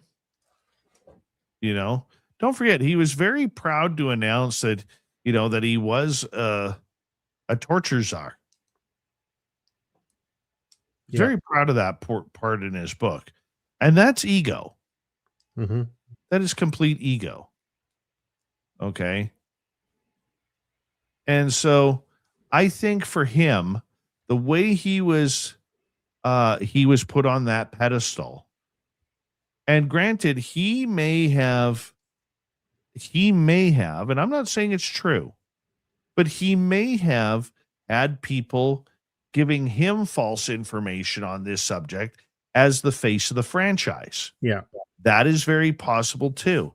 But you would think if he did run ATIP and ATIP was actually a thing, okay, you would think that he would be able to discern a street light, or pardon me, a house light from a UFO. Maybe. I mean, running a program is not the same as being a photo analyst. I get that. But don't forget, I mean, nobody has ever questioned, okay, everybody knows, well, most people in our community know how he got the video, how he got the 3 videos out. Why was he never charged with that? He's the one who declassified them as, allegedly, as being what's the word I'm looking for? Satellites or whatever else, rather than unidentified aerial phenomena. Right? Him and Mellon both played a trick. They checked the box that said this is a satellite, or this is whatever. And that's how they got the videos out, allegedly. Yeah. Right? So was that a game? And Well, if those were truly top secret videos, how'd they get out? Well, and that's really been my argument against a lot of, or I don't know, I'm not necessarily against, but a lot of this stuff is that every single person who has made a statement, wrote a book, been on a podcast, whatever the case may be, they got everything they were going to say was approved by the DOD. 100%. So, you know, it's either the DOD is like saying, okay, you can say all this stuff because it's not true, or you can say all this stuff and you all are going to basically be our little minions of disclosure without us, the US government, having to say any of this stuff.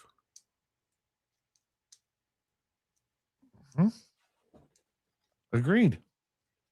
So, you know, I think the 3 videos that he got out may have been, you know, if you consider the second part, you know, the second option may have been an intentional release.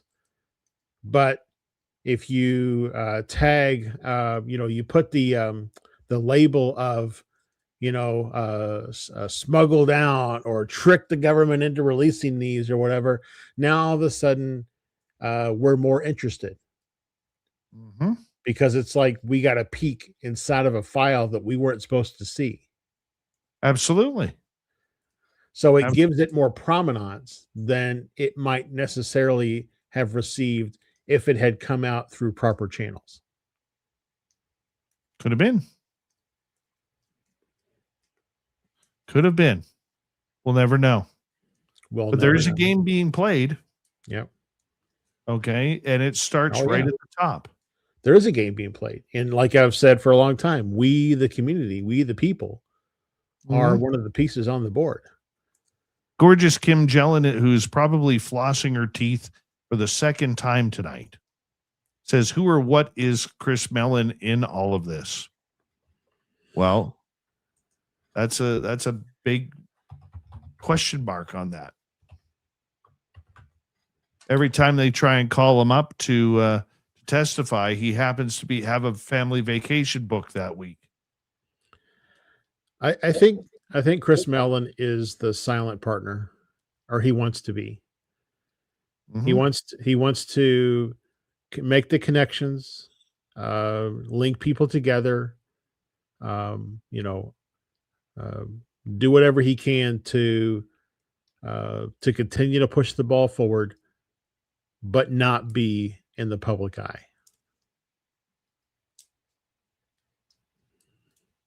Yeah, I would agree with that. I would totally agree with that. Because they've tried to call him twice now to testify, and he's refused both times. There's rumor that he's in age of disclosure for a little bit, and like the second cut or whatever that's going to be released.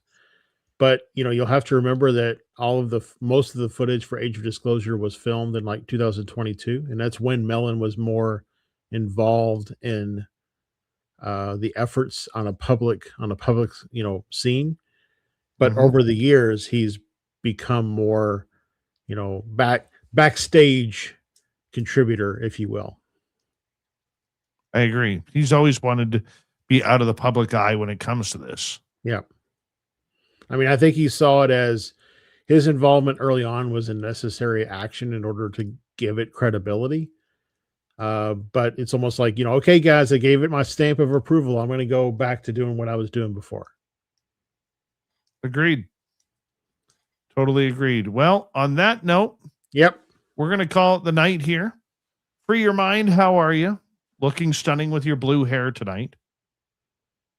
Big thank you to Alaska's greatest athlete ×2, Deborah Rooney ×2, T-Bone with a hat trick, Boise Walter, Mel WD-40, who's just getting over a heart attack.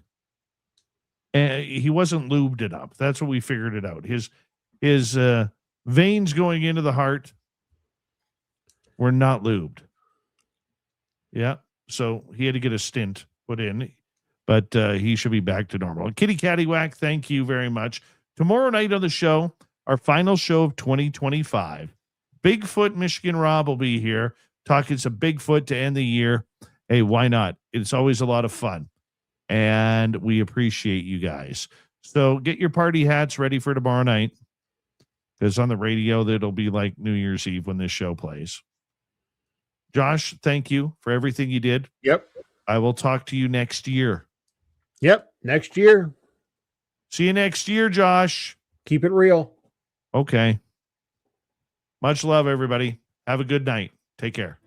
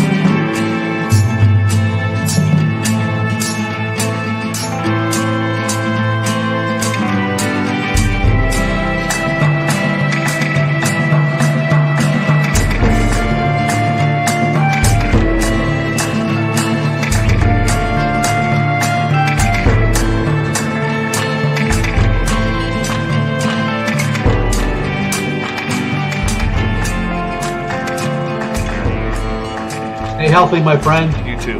If you need bail money, give me a call. Always, Dad. Take care. You too.